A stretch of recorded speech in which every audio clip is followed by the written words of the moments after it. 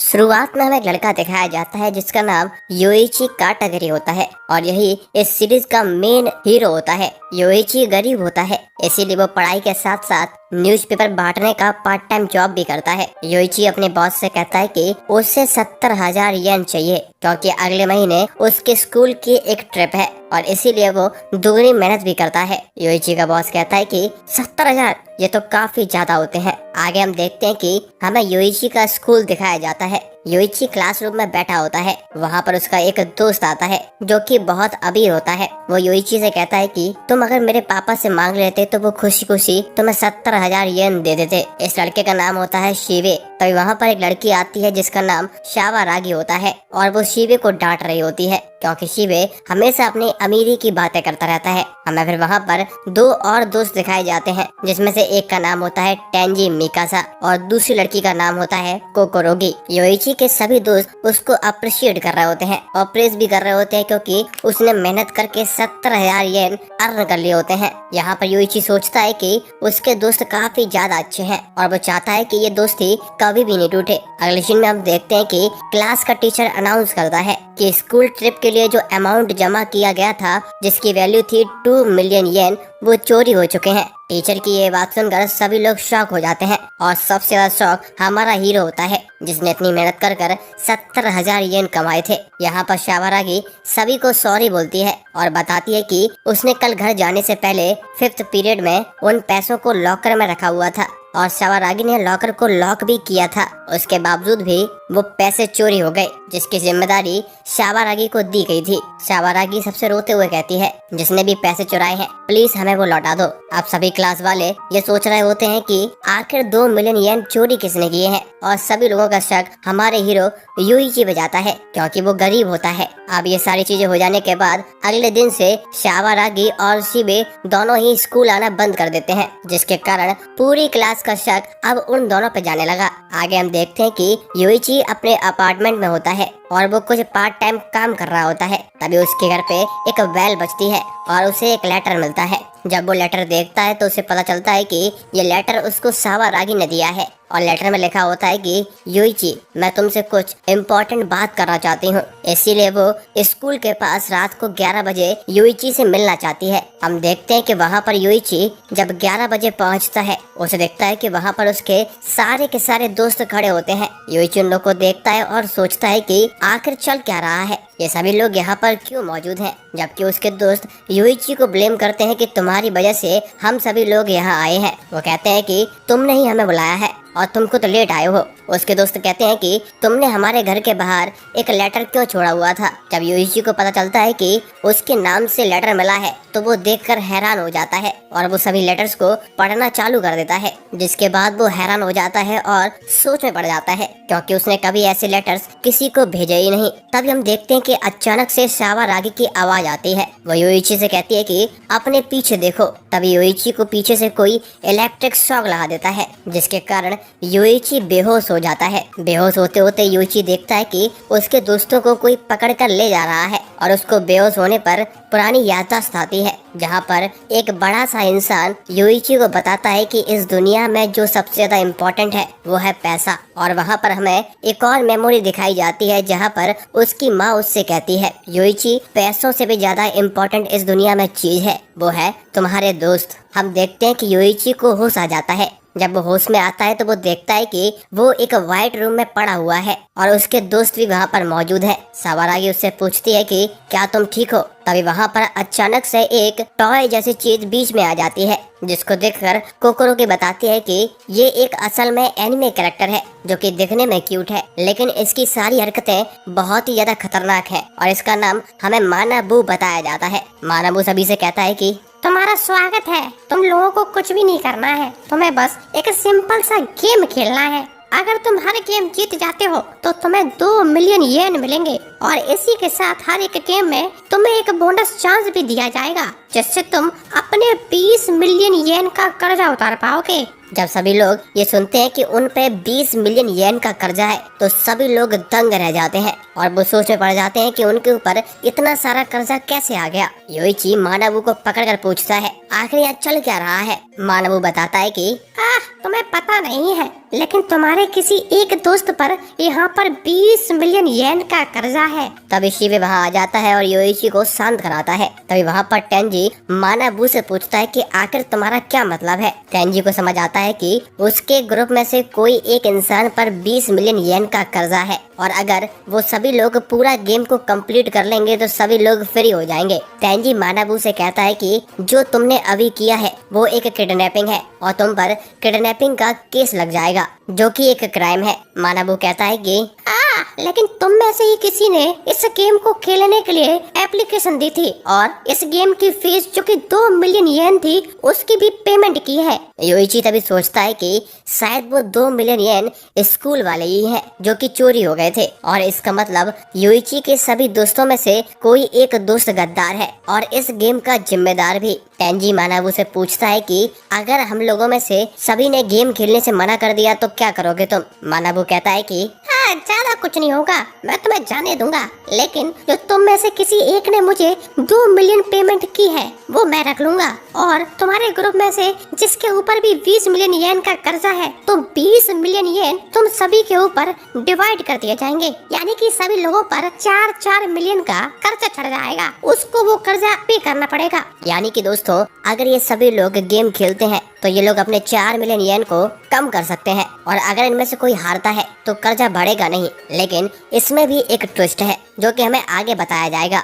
आगे सभी लोग आपस में डिस्कस करने लगते हैं कि क्या करना चाहिए और वो इस बात पर विचार कर रहे होते हैं कि आखिर हम में से गद्दार कौन है और 20 मिलियन येन का कर्जा किस पे है। तभी शावरागी कहती है कि हम सभी दोस्त हैं और अगर हम में से किसी के ऊपर 20 मिलियन येन का कर्जा है तो जरूर वो बहुत मजबूर होगा, इसीलिए हमें इस बारे में नहीं सोचना चाहिए कि वो हम में से कौन है, बल्कि हमें उसकी मदद करनी चाहिए। जिस पर सारे लोग अग्री कर जाते हैं, लेकिन योइची को ये बात पसंद नहीं आती और उसको थोड़ा सा डाउट हो रहा होता है। तभी वहाँ पर मानाबू योइची को मैनिपुलेट करता है। योइची, क्या तुम अपने दोस्तों के ऊपर शक कर रहे हो? तुम्हारे लिए क्या इम्पोर्टेंट है, दोस्त या फिर पैसा?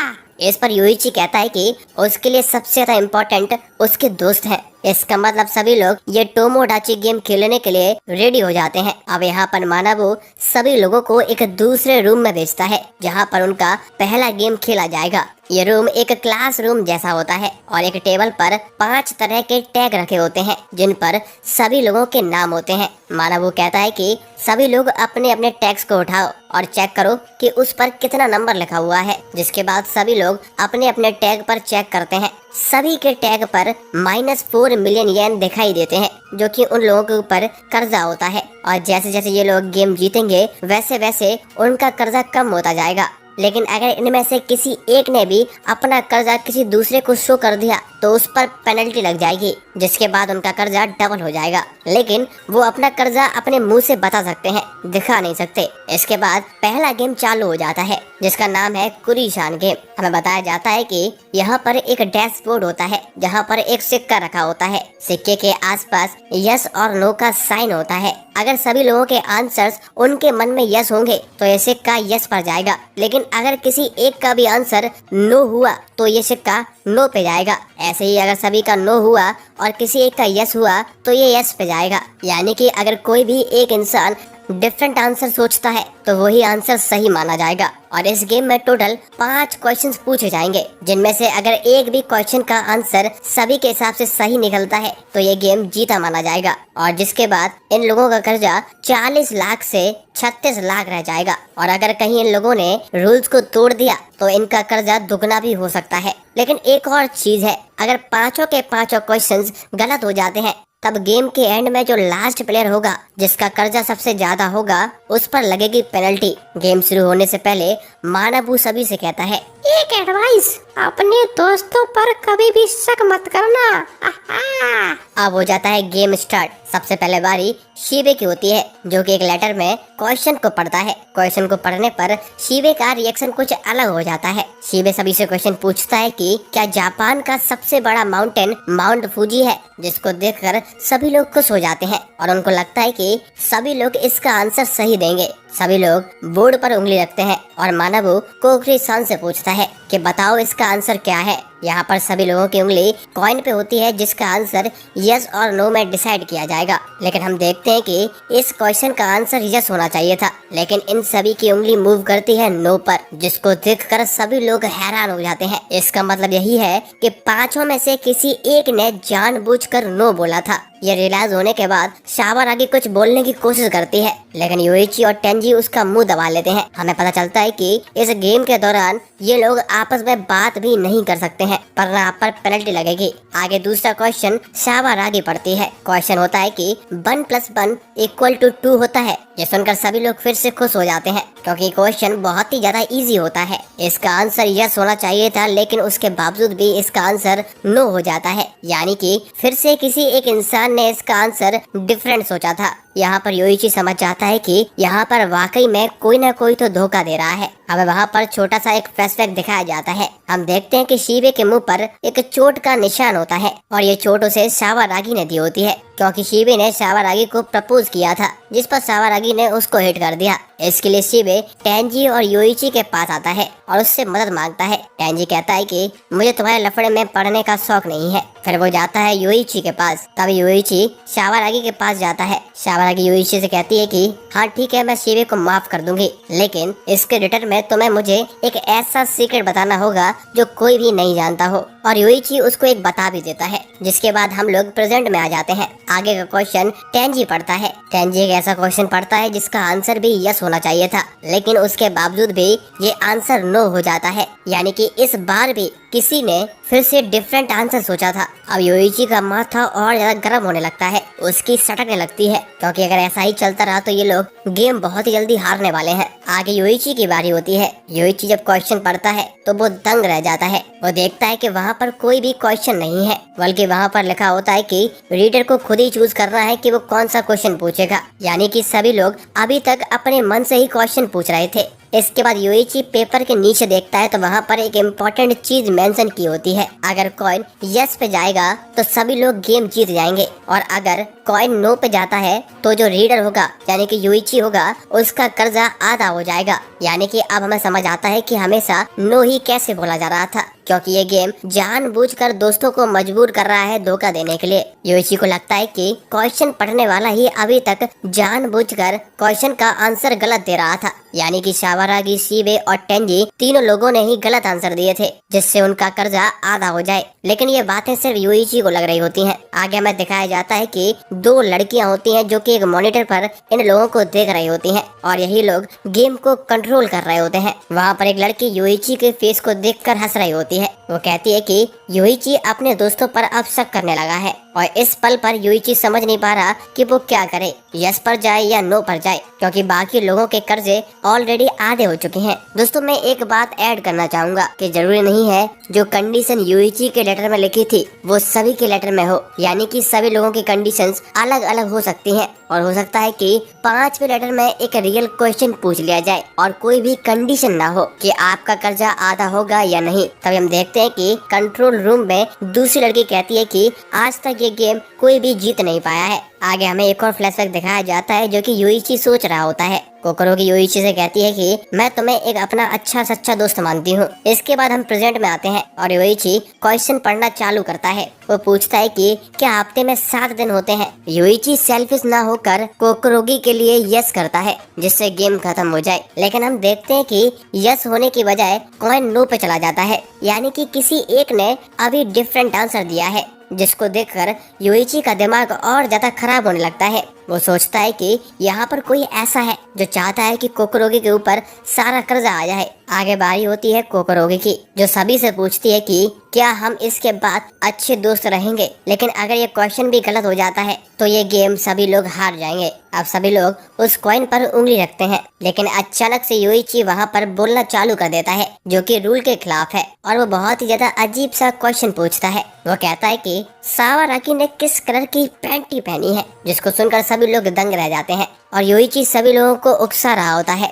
जिससे कोई ना कोई बोले और रूल को तोड़ दे, क्योंकि योइची को ऐसा लग रहा है कि सभी लोगों ने अपना कर्जा आधा कर लिया है, जबकि योइची ने रूल को तोड़कर अपना कर्जा दुगना कर लिया है। योइची सभी से कहता है कि उसके क्वेश्चन वाले कार्ड पर एक रूल मेंशन किया गया था, जिस किसी के पास सबसे कम कर्जा होगा गेम खत्म होने के बाद सबसे ज्यादा कर्जा उसी के ऊपर होगा, ये एक पेनल्टी के रूप में लगाई जाएगी। योइची ये सारी बातें झूठ बोल रहा होता है। कंट्रोल रूम में बैठी लड़की भी कहती है कि ये तो झूठ बोल रहा है। तभी वहाँ पर दूसरी लड़की समझाती है कि योइची का कोई और प्लान है। योइची ने झूठ इसलिए कहा था जिससे जो भी धोखा दे रहा है वो यस चुनने पर मजबूर हो जाए। आगे हम फिर से गेम रूम पर शिफ्ट होते हैं। अब यहाँ पर गेम कंटिन्यू हो जाता है और सभी लोग अपनी उंगलियां कॉइन पर रख लेते हैं, जिसके बाद इस बार कॉइन यस पर मूव करता है, यानी कि ये गेम सभी लोगों ने जीत लिया है। तभी कंट्रोल रूम में दोनों लड़कियां आपस में बात करती हैं कि योइची को देखकर नहीं लगता कि ये कोई छोटा मोटा लड़का है। अब गेम खत्म हो जाता है। योइची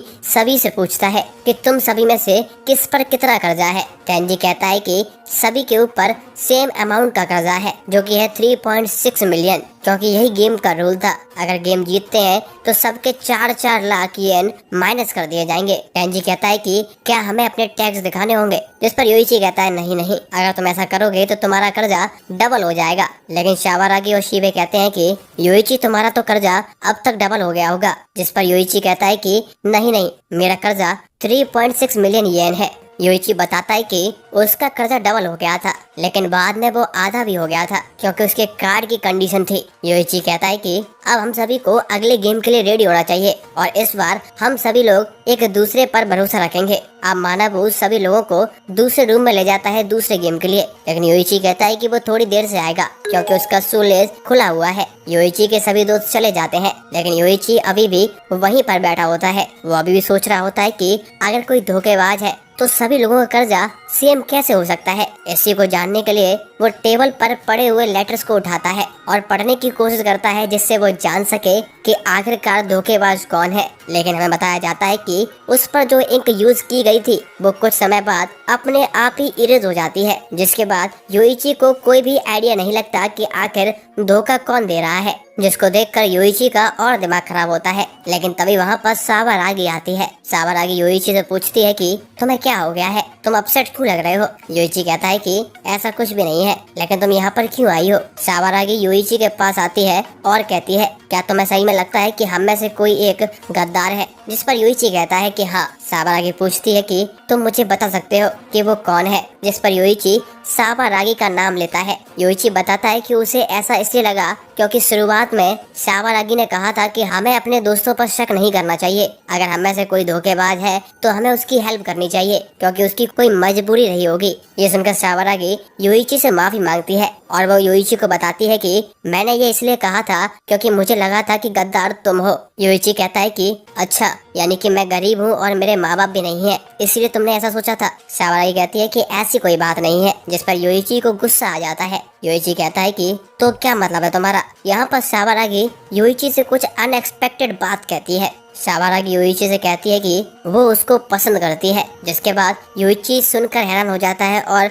ब्लश करने लगता है। योइची पूछता है कि क्या तुम्हें अभी भी मेरे ऊपर शक है, जिस पर सावारागी उससे कहती है कि मुझे नहीं लगता कि तुम चोर हो। इसी के साथ सावारागी एक और चीज रिवील करती है। वो कहती है कि मेरा कर्जा 3.6 मिलियन नहीं है बल्कि 7.6 मिलियन है, क्योंकि जब उसने चिल्लाने की कोशिश की थी तो शायद उसकी आवाज कैप्चर कर ली गई, जिसकी वजह से उसको पेनल्टी के रूप में कर्जा बढ़ा दिया गया। सावारागी ये भी कहती है कि 5th क्वेश्चन के दौरान जब तुम कोकोरोगी को बचाने का ट्राई कर रहे थे, लेकिन तुमने अनजाने में मुझे बचा लिया क्योंकि सबसे ज्यादा कर्जा तो उसी के ऊपर था। सावारागी योइची से कहती है कि मैं तुम्हें कभी भी धोखा नहीं दूंगी और हम एक साथ टोमोडाची गेम को जीत लेंगे। योइची कहता है कि मुझे भी तुम पर भरोसा है। कंट्रोल रूम में लड़कियां बात कर रही होती हैं कि योइची काफी ज्यादा तेज दिमाग का है, खासकर तब जब पैसों की बात हो रही हो। हम देखते हैं कि ये सारी बातें मिकासा टेंजी सुन रहा होता है। अगला गेम छत पर खेला जाना होता है। मानाबू इस बार सूट बूट पहन के आया हुआ होता है। मानाबू सभी से कहता है कि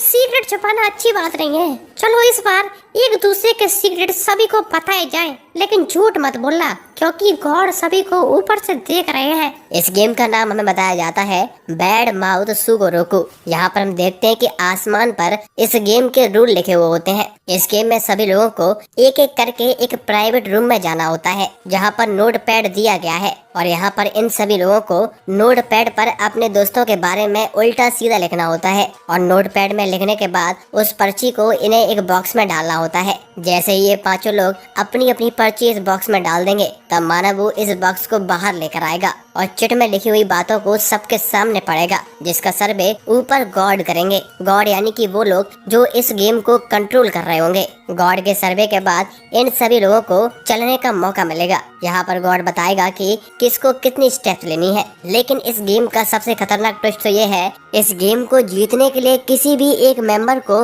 गोल पर पहुंचना होगा, जिससे सभी लोगों का 4 लाख का कर्जा माफ हो जाएगा। लेकिन जो भी लोग बोर्ड पर होंगे उन्हें एक्स्ट्रा 1 मिलियन दिए जाएंगे और उन्हें थर्ड गेम भी नहीं खेलना होगा। लेकिन जो भी गोल तक पहुंचेगा उसकी वजह से बाकी लोग तो फ्री हो जाएंगे, बट उसको और कर्जा मिल जाएगा जो कि बाद में बताया जाएगा। मानबू आगे कहता है कि आप लोग जितना चाहे उतनी बातें अपने दोस्तों के बारे में लिख सकते हैं, जैसे सीवे बिग पहनता है और कोकोरोगी डी कप ब्रा पहनती है। लेकिन अगर किसी की लिखी हुई बात झूठ हुई तो उसे उसके आगे खड़ा होना होगा जो सबसे आगे खड़ा है। आप लोग चाहो तो ब्लैंक चिट भी छोड़ सकते हो, लेकिन अगर किसी ने एक पर्ची भी लिख दी तो जिन लोगों ने खाली पर्ची छोड़ी है उन्हें बहुत ज्यादा घाटा हो सकता है। इसीलिए अपने सारे दोस्तों की खूब बुराइयां करो और उन्हें सबसे पहले गेम कंप्लीट कराओ। ये सुनकर सावारागी को गुस्सा आ जाता है और वो कहती है कि हम लोगों से फालतू के काम मत कराओ, इससे हमारे दोस्तों के साथ बहुत ही बुरा हो रहा है। इस पर मानवू कहता है कि तुम चाहे तो कार्ड को ब्लैंक भी छोड़ सकती हो।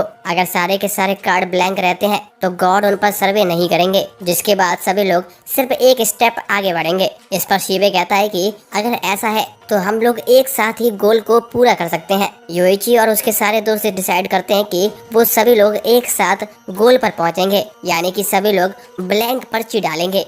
अब गेम स्टार्ट होता है और पहली बार सभी की पर्ची ब्लैंक होती है, जिसके बाद सभी लोग एक एक स्टेप आगे बढ़ जाते हैं। लेकिन हम देखते हैं कि जब ये सभी लोग एक स्टेप बढ़ते हैं तो इन सभी पर 1 लाख येन का कर्जा बढ़ जाता है। यहाँ पर योइची हिसाब लगाता है कि सभी लोग एक एक करके आगे बढ़ते रहे तो सभी लोगों पर एट द एंड 6 मिलियन येन का कर्जा हो जाएगा। सेकंड राउंड होता है और उसमें भी सभी लोगों ने अपनी पर्ची खाली छोड़ी होती है। लेकिन हम देखते हैं कि इस बार इनका कर्जा 1 लाख नहीं बल्कि 5 लाख बढ़ जाता है। ये देखने के बाद सभी का मुंह बहुत ही अजीब हो जाता है और मानाबू मुस्कुरा रहा होता है। मानाबू कहता है कि अरे तुम लोग क्या कर रहे हो? अभी तुम लोगों ने 2 स्टेप ही तो पूरी करी है और 6 लाख का कर्जा भी हो गया। मानाबू कहता है कि चलो मैं तुम्हें एक मस्त चीज बताता हूँ, जो भी इंसान सबसे ज्यादा होगा उसके ऊपर तुम सभी लोगों का कर्जा आ जाएगा। इसके बाद सभी लोग समझ जाते हैं कि एक साथ बढ़ना बेवकूफी है। सावारागी मानवू के ऊपर चिल्लाने लगती है, तुम बस हमें उल्लू बनाए जा रहे हो। आगे हम देखते हैं कि थर्ड राउंड होता है। हम देखते हैं कि 4 पर्ची खाली होती हैं और 1 पर्ची खाली नहीं होती, यानी कि किसी ने धोखा दिया है। उसमें लिखा होता है कि सावारागी योइची को पसंद करती है। और यहाँ पर एक और बात लिखी होती है, सावारागी और टेंजी एक दूसरे के एक्स बॉयफ्रेंड और एक्स गर्लफ्रेंड है। और इसके बाद होता है गॉड सर्वे, जिसके बाद ये बात बिल्कुल सही मानी जाती है और सावारागी को 5 पॉइंट चलने के लिए कहा जाता है और बाकी सभी को सिर्फ 1 स्टेप चलना होता है, जिस पर बाकियों का कोई भी पॉइंट नहीं कटता। अब हम देखते हैं कि आपस में इन लोगों की बहस चालू हो जाती है, क्योंकि शिवे सावारागी को पसंद करता है, सावारागी युइची को पसंद करती है, जिस पर शिवे युइची के ऊपर चिल्लाने लग जाता है। टेंजी शिवे को समझाता है कि जलो मत। शिवे टेंजी से कहता है कि तुम इसके बारे में कुछ भी नहीं जानते। टेंजी कहता है कि मैं सब कुछ जानता हूँ क्योंकि मैं सावारागी का एक्स बॉयफ्रेंड हूँ। तभी सावारागी चिल्लाते हुए कहती है कि अपनी बकवास बंद करो टेंजी, क्योंकि ये एक मिसअंडरस्टैंडिंग है। सावारागी क्लियर करती है कि वो और टेंजी एक चाइल्डहुड फ्रेंड थे। सावारागी के डैड पुलिस ऑफिसर हैं और टेंजी के डैड प्रोसिक्यूटर, और कॉलेज में ही उनके पापा आपस में दोस्त थे। सावारागी और टेंजी के फादर ये चाहते थे कि उनके बच्चों की शादी आपस में ही हो जाए, इसीलिए वो दोनों लोग डेटिंग करने का नाटक करते थे। सावरागी बताती है कि टेंजी के फादर 2 साल पहले मर चुके हैं, जिसके बाद टेंजी ने स्कूल भी चेंज कर लिया था। लेकिन पिछले साल बाई चांस टेंजी और सावरागी एक ही स्कूल में आ गए। ये बात सुनकर शिबे अब थोड़ा सा शांत हो जाता है। शिबे कहता है कि हाँ, ये कोई डेटिंग नहीं हुई, ये तो बस झूठ बात का ड्रामा चल रहा था। यहाँ पर मानाबू कहता है हो सकता है कि इन लोगों के बीच में कुछ रोमांटिक चीजें हुई हो। टेंजी कहता है कि मुझे सावरागी तुम पसंद थी और मुझे तुम आज ही पसंद हो। और वो शिबे को चिल्लाने लगता है, तुम सावरागी के बारे में फालतू की बातें मत किया करो। जब जब तुम ऐसी बातें करते हो तब तब तुम मुझे गुस्सा दिलाते हो। टेंजी को ऐसा लगता है कि वो सारी बातें शिबे ने ही लिखी थी पर्ची में। शिबे कहता है कि मैंने ऐसा कुछ भी नहीं लिखा, मुझे तो अभी पता चला कि ऐसा भी कुछ है। शिबे और टेंजी आपस में शक करने लग जाते हैं और बहस करने लगते हैं। शिबे टेंजी को मारने वाला होता है, तब योइची वहाँ पर बीच में आ जाता है और मामले को शांत कराता है। योइची कहता है कि अगर तुम लोग उसे पसंद करते हो तो उसको अपसेट मत करो। अब वहाँ पर दूसरी तरफ कोकोरोगी सावरागी से कहती है, तुम योइची को पसंद करती हो? मुझे लगता है कि योइची तुम्हें पसंद करता है। अब हम देखते हैं कि 4th राउंड चालू हो जाता है। सबसे पहले योइची लिखने जाता है। योइची रूम से बाहर आता है और सावरागी से कहता है, मैंने अपनी पर्ची खाली छोड़ दी है, अगली बारी होती है सावरागी की। और ऐसे ही सभी लोग पर्ची डाल के आते हैं। हम देखते हैं कि इस बार 3 पर्ची भरी होती हैं। पहली पर्ची में लिखा होता है कि शिबे जूनियर हाई तक अपने मम्मी के साथ सोता था। दूसरी पर्ची में लिखा होता है कि योइची एक बार 1 हफ्ते तक नहीं आया था। और तीसरी पर्ची पर लिखा होता है कि सावरागी ने प्लास्टिक सर्जरी कराई है। जिसके बाद सभी लोग अपने अपने स्टेप बढ़ते हैं। शिबे सावरागी से पूछता है, क्या प्लास्टिक सर्जरी वाली बात झूठ है? सावरागी कहती है कि अगर ये सच हुआ तो क्या तुम मुझे पसंद करना छोड़ दोगे? आगे हम देखते हैं कि गेम का 5वां राउंड होता है और गेम में सिर्फ एक ही पर्ची लिखी गई होती है, लेकिन ये पर्ची काफी हैरान करने लायक होती है। पर्ची में लिखा होता है कि जब कोकोरोगी जूनियर हाई स्कूल में थी तो वो अपनी बॉडी को सेल कर कर पैसे कमाया करती थी। हम देखते हैं कि ये बात जब सामने आती है तो कोकोरोगी बहुत ही ज्यादा परेशान हो जाती है और बहुत जोर से रोने लग जाती है। तभी कोकोरोगी सावरागी को अक्यूज करते हुए कहती है कि तुम्हें ही मेरे बारे में पता था, तुमने आखिरकार ऐसा क्यों किया, तुमने ये सारी चीजें क्यों लिखी? लेकिन हम देखते हैं कि वहीं सावरागी कोकोरोगी को समझा रही होती है कि ये बात उसने नहीं लिखी है। सावरागी के कई बार कहने पर भी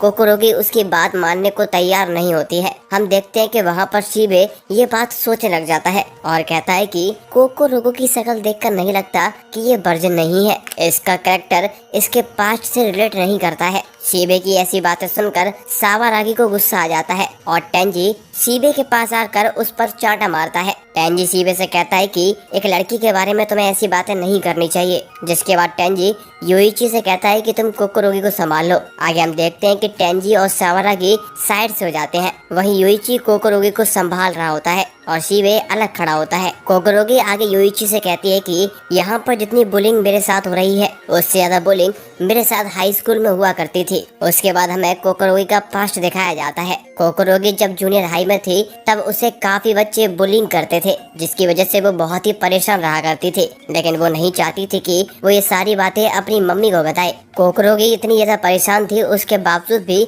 ना तो उसके दोस्त और ना ही टीचर उसकी हेल्प करते थे। लेकिन उसने फाइनली बुलिंग को रोकने के लिए एक तरीका ढूंढा, वो था पैसे दे देना। जब जब वो उन लोगों को पैसे देती थी जो उस पर बुलिंग करते थे तो वो शांत हो जाते थे और कोकोरोगी के साथ अच्छे से बिहेव करते थे और साथ में हंसते खेलते भी थे। इसीलिए कोकोरोगी को ऐसा लगने लगा कि उसको अब पैसे की बहुत जरूरत है और उसे सिर्फ पैसे ही बचा सकते हैं। लेकिन वो जूनियर हाई में थी, इसीलिए उसके पास पैसे की बहुत ज्यादा कमी हुआ करती थी। इसीलिए कोकोरोगी कई सारे तरीके ढूंढने लगी पैसे कमाने के लिए। लेकिन तभी उसे एक आदमी मिलता है। वो आदमी कहता है कि वो कोकोरोगी से बात करना चाहता है और वो धीरे धीरे कोकोरोगी के साथ घूमने लगता है। वो लोग पार्टीज करते हैं और रेस्टोरेंट में जाते हैं। दोनों लोग काफी ज्यादा क्लोज भी हो गए थे। हम देखते हैं कि वो आदमी कोकोरोगी को कई तरह के कपड़े पहनाया करता था और उसकी फोटो भी खींचा करता था। शुरू में ये बात कोकोरोगी को नॉर्मल लगती थी, लेकिन एक दिन वो आदमी कोकोरोगी से कहता है कि मैं तुम्हें छूना चाहता हूँ।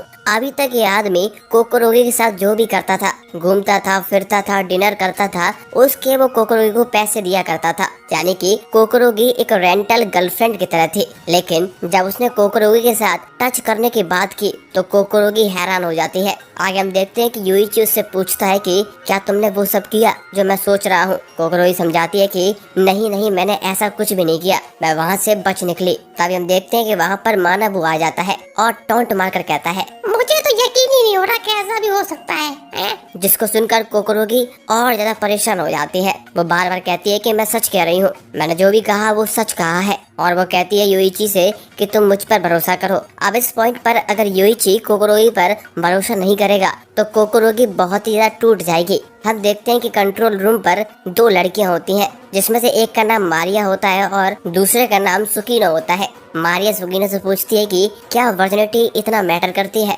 सुकीनो कहती है कि हर इंसान अपने आप को अच्छा ही समझता है, चाहे उसने कितने ही गंदे काम किए हो। आगे हम देखते हैं कि युइची कोकोरोगी से कहता है कि तुम्हारे साथ जूनियर हाई में जो कुछ भी हुआ मुझे उसकी परवाह नहीं है और मुझे इससे कोई फर्क नहीं पड़ता, मैं तुम पर पूरा भरोसा करता हूँ। और हम देखते हैं कि ऐसा कहकर युइची कोकोरोगी के कान में कुछ सीक्रेट बात कहता है जो कि हमें आगे पता चलेगी। ये देखने के बाद मारिया सुकीनो से पूछती है कि आखिर युइची ने क्या बोला है, जिस पर सुकीनो कहती है कि मुझे इसका कोई आइडिया नहीं है। सुकीनो कहती है कि युइची को देखकर मुझे ये पता लग गया कि युइची भी कोई दूध का धुला नहीं है और पक्का युइची के पास्ट में कुछ तो डार्क चीजें हैं। आगे कोकोरोगी गेम खेलने के लिए रेडी हो जाती है, लेकिन वो चाहती है कि युइची उसके साइड में रहे और कोकोरोगी अभी भी सावारागी को ब्लेम करती है। सावारागी फिर से अपनी सफाई देती है, लेकिन कोकोरोगी कहती है कि उसे उस पर अब भरोसा नहीं है। तभी हम देखते हैं कि टेंजी सावारागी से पूछता है कि आखिरकार कोकोरोगी के साथ क्या हुआ था,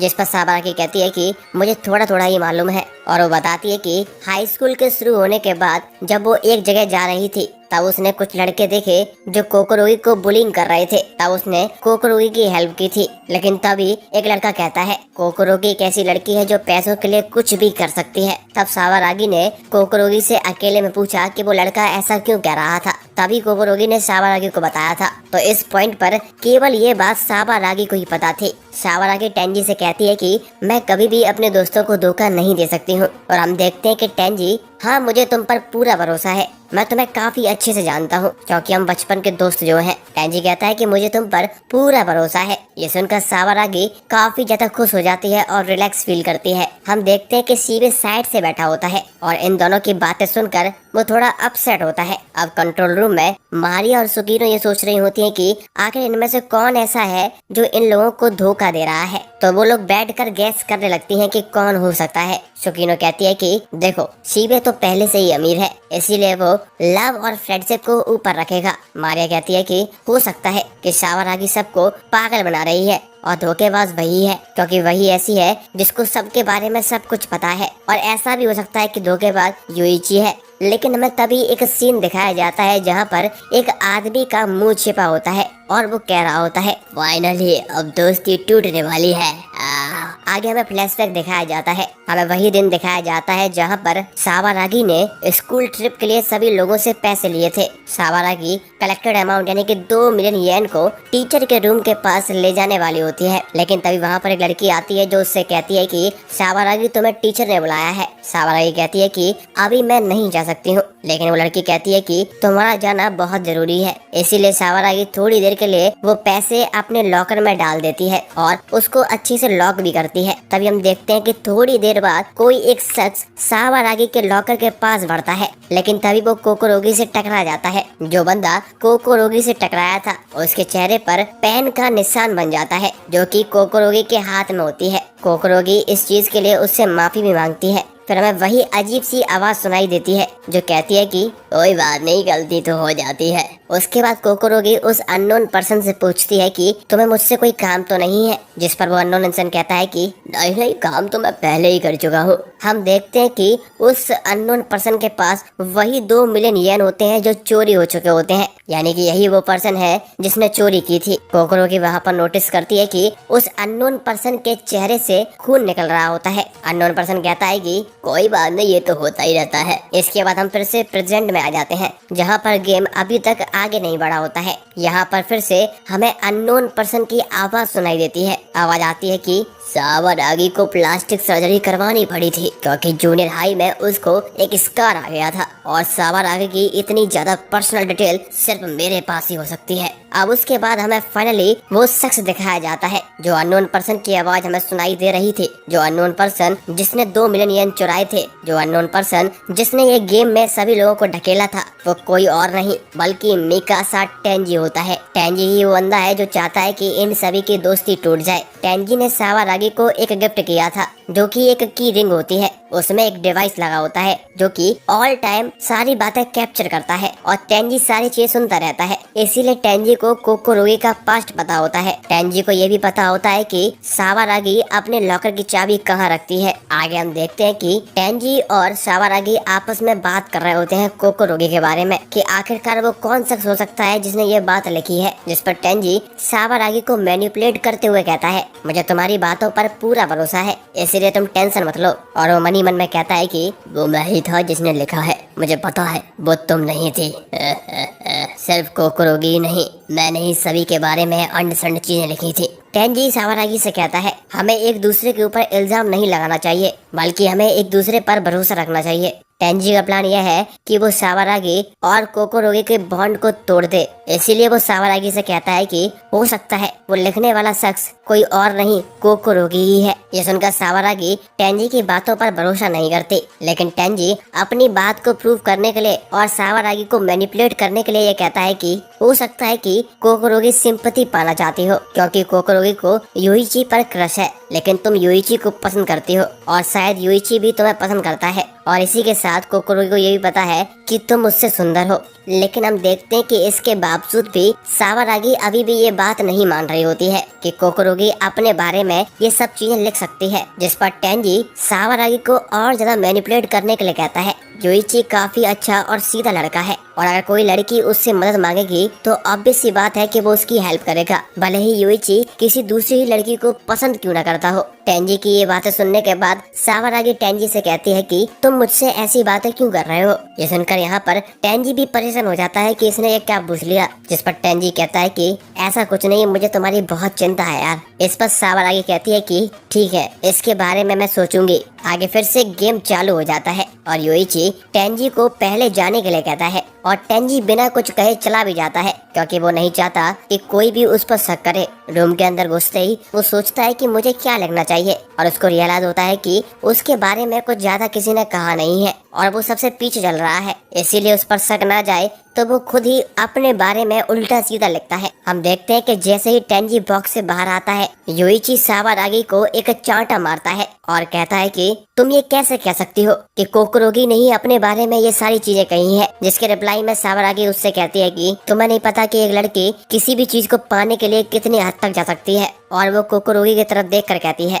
क्यों कोकोरोगी, मैंने सही कहा ना। जिस पर कोकोरोगी उससे कहती है कि हाँ तुम बिल्कुल सही कह रही हो। जैसे कि कुछ लोग खूबसूरत दिखने के लिए प्लास्टिक सर्जरी कराते हैं। इन दोनों को लड़ता हुआ देखकर टेंजी काफी ज्यादा खुश हो रहा होता है क्योंकि उसका प्लान बहुत ही तेजी से आगे बढ़ रहा होता है। सावारागी कहती है कि मैंने प्लास्टिक सर्जरी सुंदर दिखने के लिए नहीं कराई थी बल्कि मेरे चेहरे पर एक स्कार आ गया था, उसको हाइड कराने के लिए करवाई थी। उसके बाद वो कोकोरोगी से कहती है कि अगर तुम मुझ पर भरोसा नहीं करती तो कोई बात नहीं, मुझे उससे कुछ फर्क नहीं पड़ता। कोकोरोगी भी यही बात कहती है, मुझे भी कुछ फर्क नहीं पड़ता, जब तक यूइची मेरे पास है मुझे किसी से मतलब नहीं है। उसके बाद कोकोरोगी यूइची की तरफ देख कर कहती है यूइची तुम मुझ पर भरोसा करते हो ना। जिस पर यूइची भी हाँ कहता है। टेंजी मन ही मन में खुश होता है और सोच रहा होता है कि फाइनली इन दोनों की दोस्ती में दरार आई गई और इसी के साथ सावारागी यूइची को हेट करना चालू कर देगी। तभी हम देखते हैं कि टेंजी सावारागी के पास जाता है और कहता है कि मुझे माफ कर देना, मुझे ऐसी बातें तुमसे शेयर नहीं करनी चाहिए थी।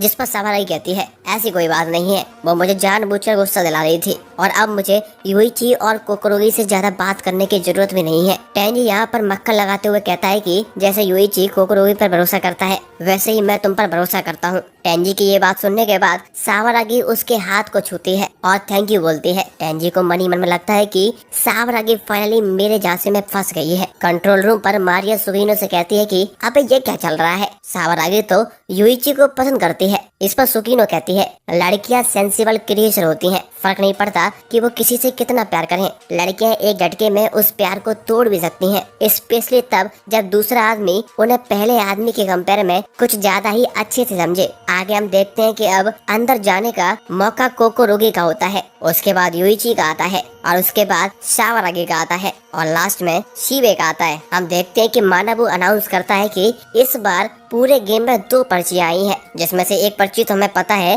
टेंजी की है, लेकिन दूसरी पर्ची किसकी है? पहली पर्ची पर लिखा होता है कि सावरागी लड़कों के बॉक्सर पहनती है। ये सुनने के बाद सावरागी कोकोरोगी की तरफ देखती है। टेंजी सावरागी से कहता है कि शायद कोकोरोगी तुमसे बदला ले रही है, और दूसरी पर्ची में लिखा होता है कि टेंजी अपनी एज के बारे में झूठ बोलता है, जिस पर टेंजी को ज्यादा खास रिएक्शन नहीं देता, लेकिन युइची इस पर पूछता है कि क्या ये सही बात है, जिस पर टेंजी बताता है कि हाँ ये सही बात है, मैं तुम सभी से 1 साल बड़ा हूँ, मैंने 1 साल का ड्रॉप आउट लिया था। मुझे लगता है कि सावरागी को ये बात पहले से पता थी। ये सुनकर सावरागी कहती है कि ये बात मैंने नहीं लिखी है। टेंजी कहता है कि हाँ मैं तुम पे भरोसा करता हूँ। उसके बाद टेंजी सावरागी को साइड से ले जाता है और कहता है कि क्या तुमने नोटिस किया, सभी लोग तुमसे दूरी बना रहे हैं, लेकिन तुम चिंता मत करना, मैं तुम्हें नहीं छोड़ूंगा, मैं तुम्हारे साथ खड़ा हूँ। आगे बारी होती है स्टेप्स लेने की। जैसे ही सावरागी स्टेप्स लेती है उसे एक मौका दिया जाता है, वो किसी भी एक मेंबर को सिलेक्ट कर सकती है। उसके बाद टोमोडाची गेम चलाने वाले लोग उस इंसान पर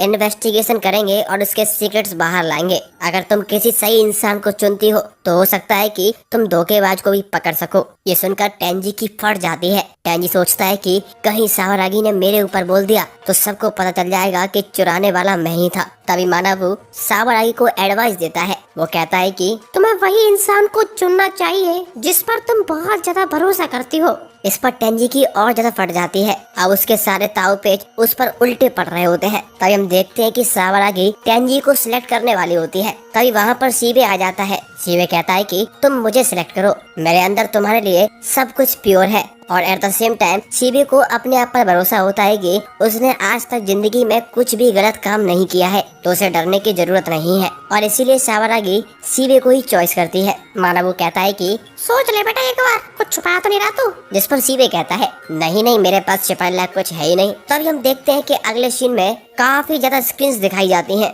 जिसको देखकर शिबे के एक्सप्रेशन चेंज हो जाते हैं। हम देखते हैं कि शिबे के बारे में कुछ भी बताया नहीं जाता, लेकिन शिबे के डैड के बारे में काफी ज्यादा अंदर की बातें बाहर आ जाती हैं। मानव बताता है कि उन लोगों की इन्वेस्टिगेशन के अकॉर्डिंग शिबे के डैड एक बहुत बड़े फ्रॉडस्टर है। शिबे के डैड अपनी फीमेल कलीग्स के साथ उल्टी सीधी हरकतें करते हैं, और इन सभी बातों को छुपाने के लिए उसके फादर पैसों का यूज करते हैं। कंट्रोल रूम पे मारिया सुकीनो से कहती है, अरे ये तो शिबे के पापा के बारे में है, शिबे के बारे में तो कुछ भी नहीं बताया जा रहा। तभी सुकीनो कहती है कि तुम एक बार सोचो, तुम्हें कैसा लगेगा कि तुम्हारा बच्चा एक ऐसे बच्चे के साथ फ्रेंडशिप रखता है जिसका बाप एक क्रिमिनल है। ऑब्वियसली बात है तुम अपने बच्चों को उस बच्चे से दूर रखोगे, और मेजोरिटी लोग ऐसा ही करते हैं। अगला सीन गेम का होता है, जहाँ पर शिबे बहुत ही ज्यादा स्ट्रेस फील कर रहा होता है। सावरागी वहाँ पर शिबे से माफी मांगती है और कहती है कि ये जो कुछ भी करा है तुम्हारे फादर ने करा है, इसमें तुम्हारा कोई रोल नहीं है। ये सुनकर शिबे सावरागी की तरफ हाथ बढ़ाता है, लेकिन टेंजी बीच में आ जाता है।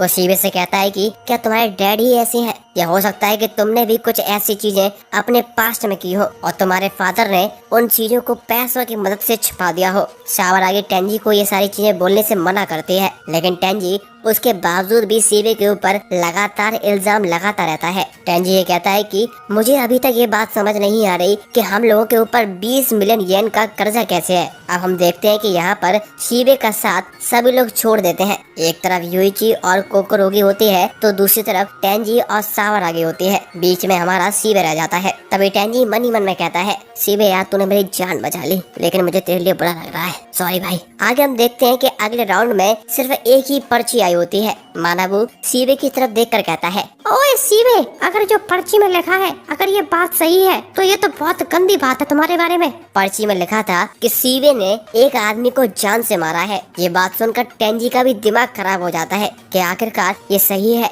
और उससे भी बड़ी बात ये पर्ची डाली किसने है। लेकिन हम देखते हैं कि जब टेंजी योइची को देखता है तो योइची के एक्सप्रेशन कुछ बहुत ही अलग जाते हैं, जिसको देखकर टेंजी समझ जाता है कि योइची वो शख्स है जिसने ये लिखा है। शीबे मानाबू से कहता है कि ऐसा उसने कुछ भी नहीं किया है। टेंजी पीछे खड़ा होकर सोचता है कि शीबे तो ऐसा नहीं कर सकता, वो इतने लायक नहीं है। इसीलिए वो फिर से योइची की तरफ देखता है। शीबे मानाबू से कहता है कि जिसने भी ये मेरे बारे में कहा है उसके ऊपर पेनल्टी लगेगी ना, क्योंकि अगर कोई भी किसी के बारे में झूठ लिखता है तो उसके ऊपर पेनल्टी लगने का रूल है। तो दोस्तों बता दूं कि ये रूल है कि अगर आपने किसी के बारे में लिखा है और वो बात गलत साबित हो गई तो आपके ऊपर पेनल्टी लग जाएगी, और पेनल्टी होगी जो भी सबसे आगे खड़ा है तुम्हें उसके आगे खड़ा होना होगा। मानाबू कहता है कि तुम कह रहे हो ये झूठ है तो इसको प्रूव करके दिखाओ। जिस पर शीबे कहता है मैं कैसे प्रूव करूं। वो कहता है कि मैंने नहीं करी है यार। इस पर मानाबू थोड़ा सोचता है। वो कहता है ठीक है, हम गॉड से सर्वे कराएंगे कि तुम पर भरोसा करना चाहिए या फिर नहीं। शीबे भी गॉड से रिक्वेस्ट करता है कि उसने कुछ भी नहीं किया है और वो इनोसेंट है। लेकिन हम देखते हैं कि गॉड के सर्वे रिजल्ट में कुछ उल्टा ही हो जाता है। 99% गॉड ये कहते हैं कि शीबे की बात पर भरोसा नहीं कर सकते हैं, और इसी के साथ शीबे को मिलते हैं 5 स्टेप्स, और अब शीबे सबसे आगे लीड कर रहा है। कंट्रोल रूम में बैठी सुगिनो ये कहती है कि गॉड शीबे पर भरोसा नहीं करेंगे चाहे वो कुछ भी कहे। अगला सीन होता है शीबे का, जहाँ पर योइची उससे आके कहता है कि कुछ भी हो जाए मैं तुम पर भरोसा करता हूँ, मुझे पता है तुम ऐसा नहीं कर सकते हो। योइची की ये बात सुनने के बाद शीबे इमोशनल हो जाता है। योइची कहता है कि इस राउंड से ये कंफर्म हो गया है कि हमारे बीच में धोखेबाज कौन है, और मुझे उसका पूरा आइडिया है। ये सुनकर टेंजी थोड़ा घबरा जाता है और वो सोच में पड़ जाता है कि कहीं योइची ने उसके बारे में पता तो नहीं लगा लिया है। योइची कहता है कि अभी तक जितनी भी पर्चियां आई हैं वो सभी एक ही बंदा कर रहा है, इसीलिए हमें आपस में नहीं लड़ना चाहिए। टेंजी मन में सोचता है कि अच्छा, योइची ऐसा करके सभी को एक साथ खड़ा करना चाहता है। जिसके बाद शीबे योइची से पूछता है कि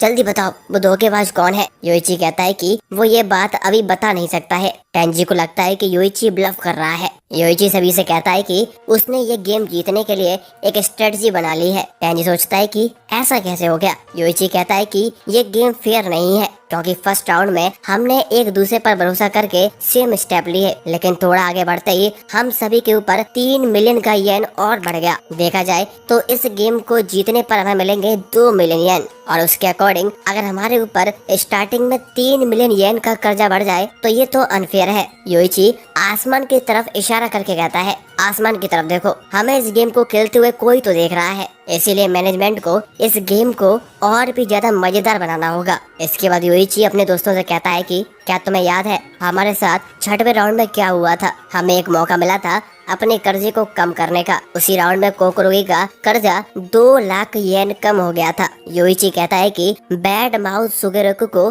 देखने वाले के लिए इंटरेस्टिंग बनाया गया है। यहाँ पर हर स्टेप पर तुम्हारा या तो कर्जा बढ़ेगा या फिर घटेगा, इसीलिए इस गेम को पूरा करने के बाद हमारे ऊपर बढ़ा हुआ कर्जा कम हो जाएगा, यानी कि एट द एंड सारी चीजें न्यूट्रल हो जाएंगी। मतलब ये गेम सिर्फ मजे के लिए है, हमारे पास जो पुराना कर्जा है वो उतना ही रहेगा। मारिया कहती है कि अरे वाह, ये तो सही कह रहा है। योइची कहता है कि अगर हम लोग ऐसे ही खेलते रहे तो शीबे सबसे पहले गोल तक पहुंचेगा और उसके ऊपर सारी पेनल्टी लग जाएगी। इसीलिए योइची शीबे को बचाने के लिए एक तरकीब निकालता है। वो सभी से कहता है कि अब से हम सभी लोग अपने अपने बारे में खुद ही बैड माउथिंग करेंगे, और अगर हम में से किसी एक ने ऐसा नहीं किया तो हमें पता चल जाएगा कि धोखेबाज कौन है। लेकिन इस चीज की कोई एश्योरिटी भी नहीं है कि हम सभी एक पॉइंट पर एक ही साथ लास्ट तक पहुंच जाएंगे, लेकिन हम ट्राई कर सकते हैं। अब योइची का आइडिया ये है कि शीबे की पर्ची खाली रहेगी और बाकी 4 पर्ची खुद के बारे में रहेंगी, जिससे वो जल्दी से जल्दी शीबे के पास पहुंच जाए। लेकिन टेंजी इस स्ट्रेटजी को मानने से मना कर देता है।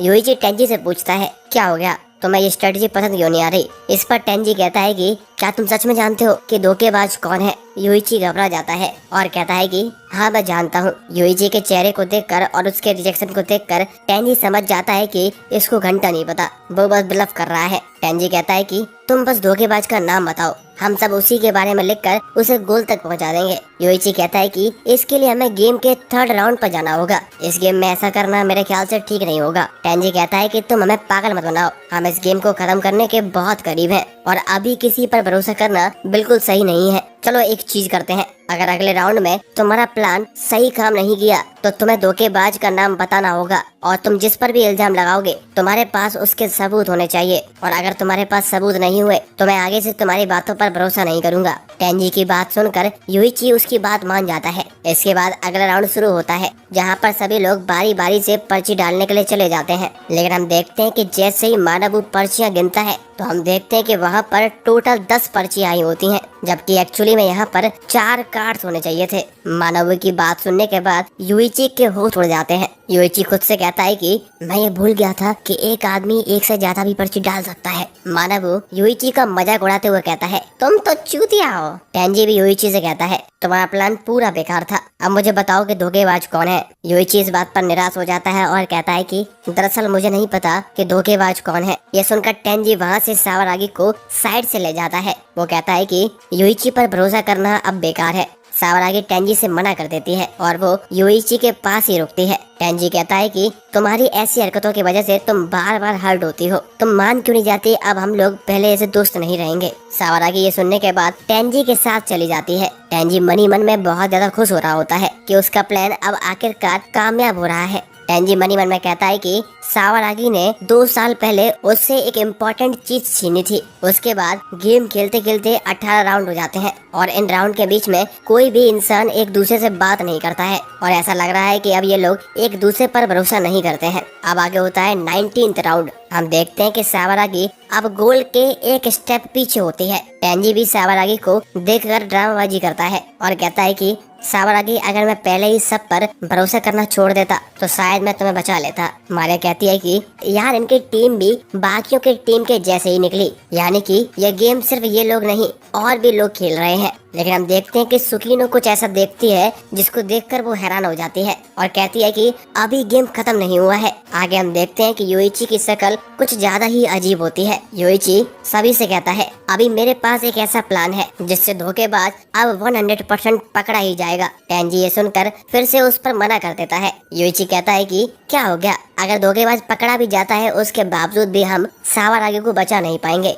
जिसको सुनकर टेंजी भी शांत हो जाता है। शिवे कहता है कि अगर सावरागी को हम बचा ही नहीं सकते तो धोखेबाज को पकड़कर क्या करेंगे। युइची कहता है कि मेरे पास एक ऐसा प्लान है जिसमें सिर्फ धोखेबाज रह जाएगा और सभी लोग अगले राउंड के लिए क्लियर कर जाएंगे। और इस बार युइची का प्लान काफी खतरनाक होता है क्योंकि ये रूल से रिलेटेड होता है, तो ध्यान से सुनना।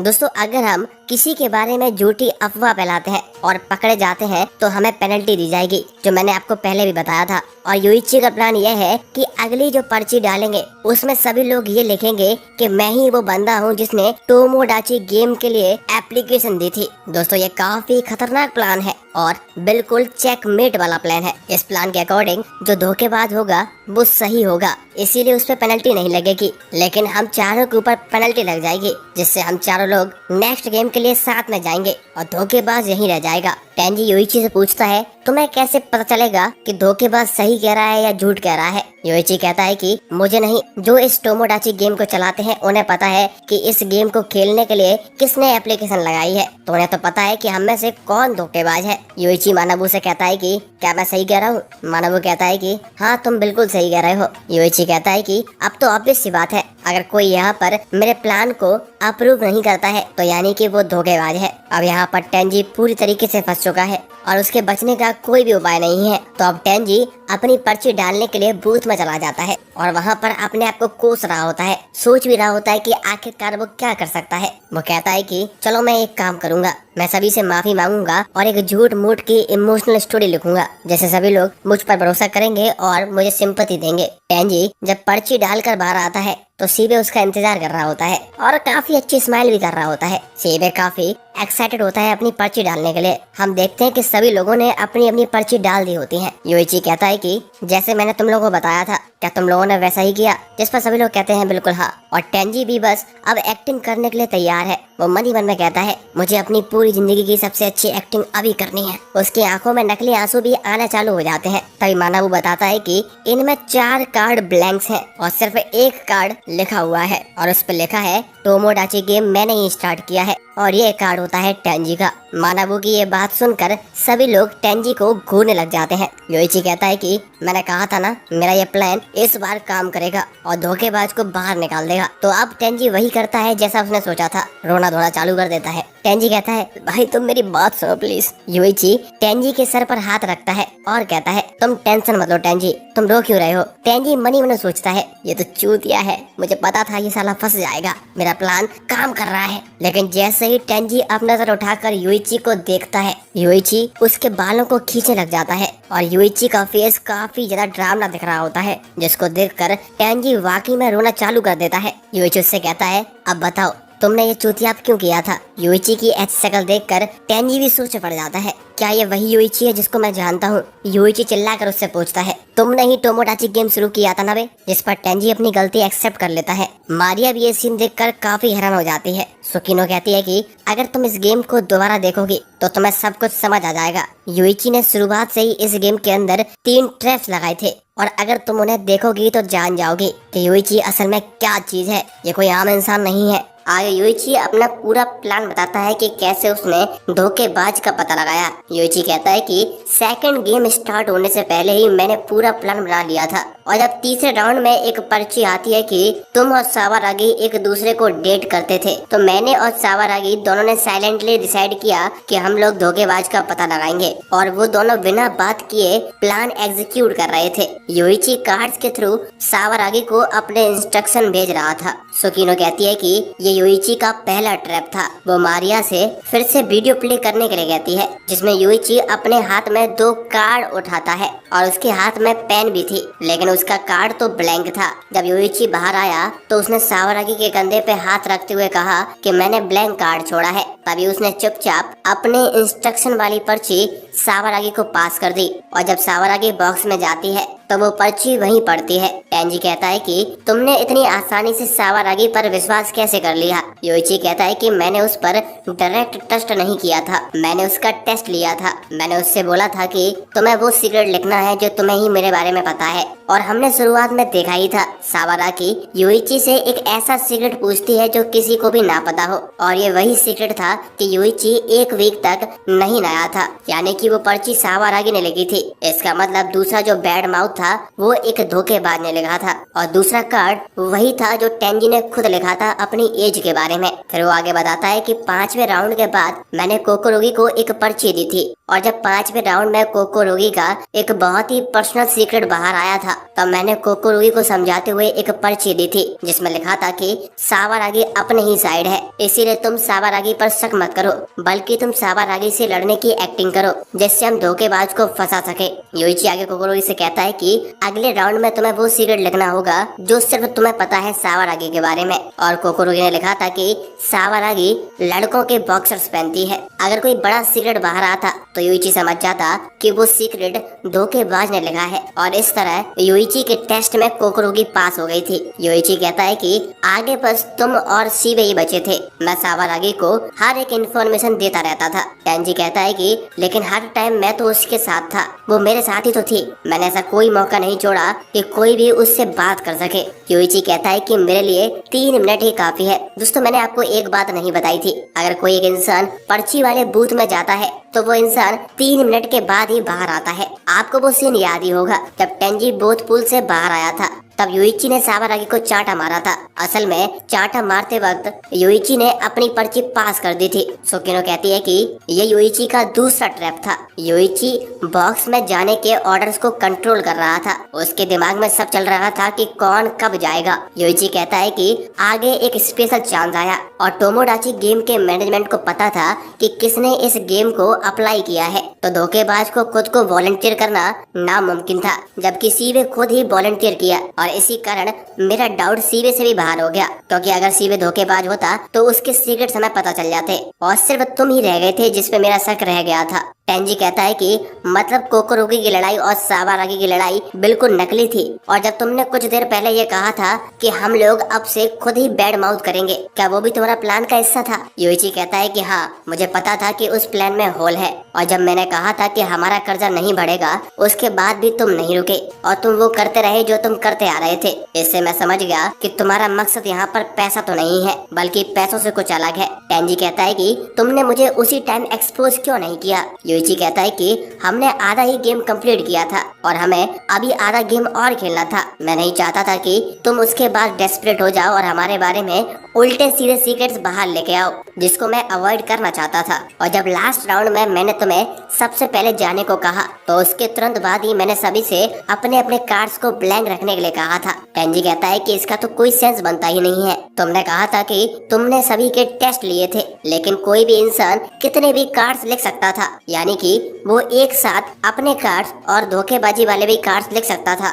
सुकिनो कहती है कि ये तीसरा और आखिरी ट्रैप था। यूइची कहता है कि बिल्कुल सही कह रहे हो, मैंने टेस्ट के बाद भी इन लोगों पर विश्वास नहीं किया था। मैंने उन लोगों से दोस्ती का प्रूफ मांगा। क्या तुम्हें अभी भी कुछ नोटिस नहीं हो रहा है? टेंजी नोटिस करता है कि सभी लोगों के नेम टैग्स नहीं है जिस पर उनके कर्जे लिखे हुए थे। यूइची कहता है कि मैंने उनसे कहा था मैं उन पर तभी विश्वास करूंगा जब वो मुझे उनके नेम टैग्स दे देंगे, क्योंकि वो धोखेबाज नहीं थे, इसीलिए उन्होंने बहुत ही आसानी से मुझे अपने अपने टैग्स दे दिए। तुम्हें क्या लगता है इतना बड़ा सीक्रेट डेविल होने के बाद कोकोरोगी ये आसानी से मान गई थी कि सावारागी धोखेबाज नहीं है? मैंने उसको सावारागी का टैग दिखाया था जिससे उसको विश्वास हुआ कि सावारागी हमारे ही साइड है, जो कि मैंने उसे कार्ड में लिख के दिया था। और इसी वजह से कोकोरोगी ने भी मुझे अपना नेम टैग दे दिया और फिर सीबे ने भी दे दिया। सुकिनो कहती है कि चौथे राउंड में यूइची ने अपना टैग सावारागी को दिया था जब टेंजी और सीबे आपस में लड़ रहे थे, और जब उसने उसे कार्ड दिया था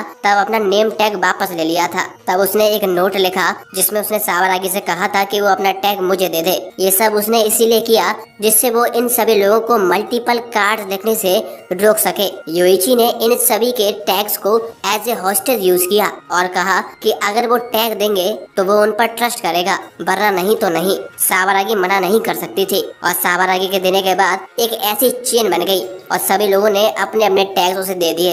सुकिनो कहती है कि यूइची को पता था कि अगर कोई मना करता तो उस पर डाउट हो जाता, इसीलिए वो मना नहीं कर सके। सुकिनो कहती है कि एक सातिर दिमाग वाला ही ऐसी वीकनेस को पकड़ सकता है। उसे इंसानों की वीकनेस, उनकी पावर और उनके पैसों के बारे में सब कुछ पता होता है। टेंजी आखिरी में पूछता है ठीक है तुमने सभी को एक एक करके पिक किया, लेकिन एंड में मुझे ही क्यों चुना? क्या इसका मतलब तुम्हें मेरे ऊपर हमेशा से शक था? क्या मैंने इस गेम के दौरान कोई गलती करी थी? यूची कहता है ऐसा नहीं है, बल्कि मैं तुम सभी लोगों को बहुत ही अच्छे से जानता हूँ। मुझे तब शक हुआ जब तुम तुम्हारी तरह बिहेव नहीं कर रहे थे। मैं जिस मिकासा टेंजी को जानता हूँ वो बहुत ही इंटेलिजेंट, बहुत ही शांत रहने वाला व्यक्ति था, और जब भी लड़ाई होती थी तो वो बीच में आकर सभी को शांत कराता था। लेकिन गेम के स्टार्टिंग में ही तुमने सीबे से फाइट ले ली। तुमने कहा था कि बैड माउथिंग उसने करी है। क्या तुम्हें सच में लगता है कि सीबे बैड माउथिंग कर सकता है? ये गेम सीक्रेट बताने की है, जबकि सीबे के लिए ये इम्पॉसिबल है, क्योंकि हम में से कोई भी सीबे को अपने सीक्रेट्स नहीं बताता है, क्योंकि सीबे सीक्रेट्स रखने में अच्छा नहीं है, इसलिए उसको हमारे बारे में कोई भी सीक्रेट्स पता नहीं है। और जब मैंने अपना सीक्रेट सावारागी को बताया था तो मैंने उससे यही बोला था कि तुम्हें ये सीक्रेट सीबे को नहीं बताना है, और कोकोरोगी भी अपना सीक्रेट उसे नहीं बताना चाहती थी। और फोर्थ राउंड में उसके बारे में बैड माउथिंग हुई थी कि वो जूनियर हाई में अपनी मॉम के साथ सोता था, और वो उसने खुद लिखा था सावारागी को बचाने के लिए। और जब कोकोरोगी का सीक्रेट बाहर आया था तो सीबे सिर्फ अपनी तरीके से कोकोरोगी को शांत करने की कोशिश कर रहा था, लेकिन वो इसमें अच्छा नहीं है, और क्योंकि वो इडियट है तो उसका कहने का तरीका बहुत ही अजीब लगा, और मुझे पता था कि वो अपना मुंह बंद नहीं रख सकता, इसीलिए मैंने सबसे आखिरी में उसको बताया। टेंजी कहता है कि इसका मतलब मैंने किसी ऐसे पर ब्लेम डालने की कोशिश की जो इडियट था, जो कभी ऐसा नहीं कर सकता था, और यही मेरी गलती थी, और जिसके कारण मैं शक के दायरे में आ गया। मानाबू कहता है कि गेम अभी एंड नहीं हुआ है, तुमने धोखेबाज को तो ढूंढ लिया है, लेकिन सावारागी फिर भी गोल पर पहुंचेगी।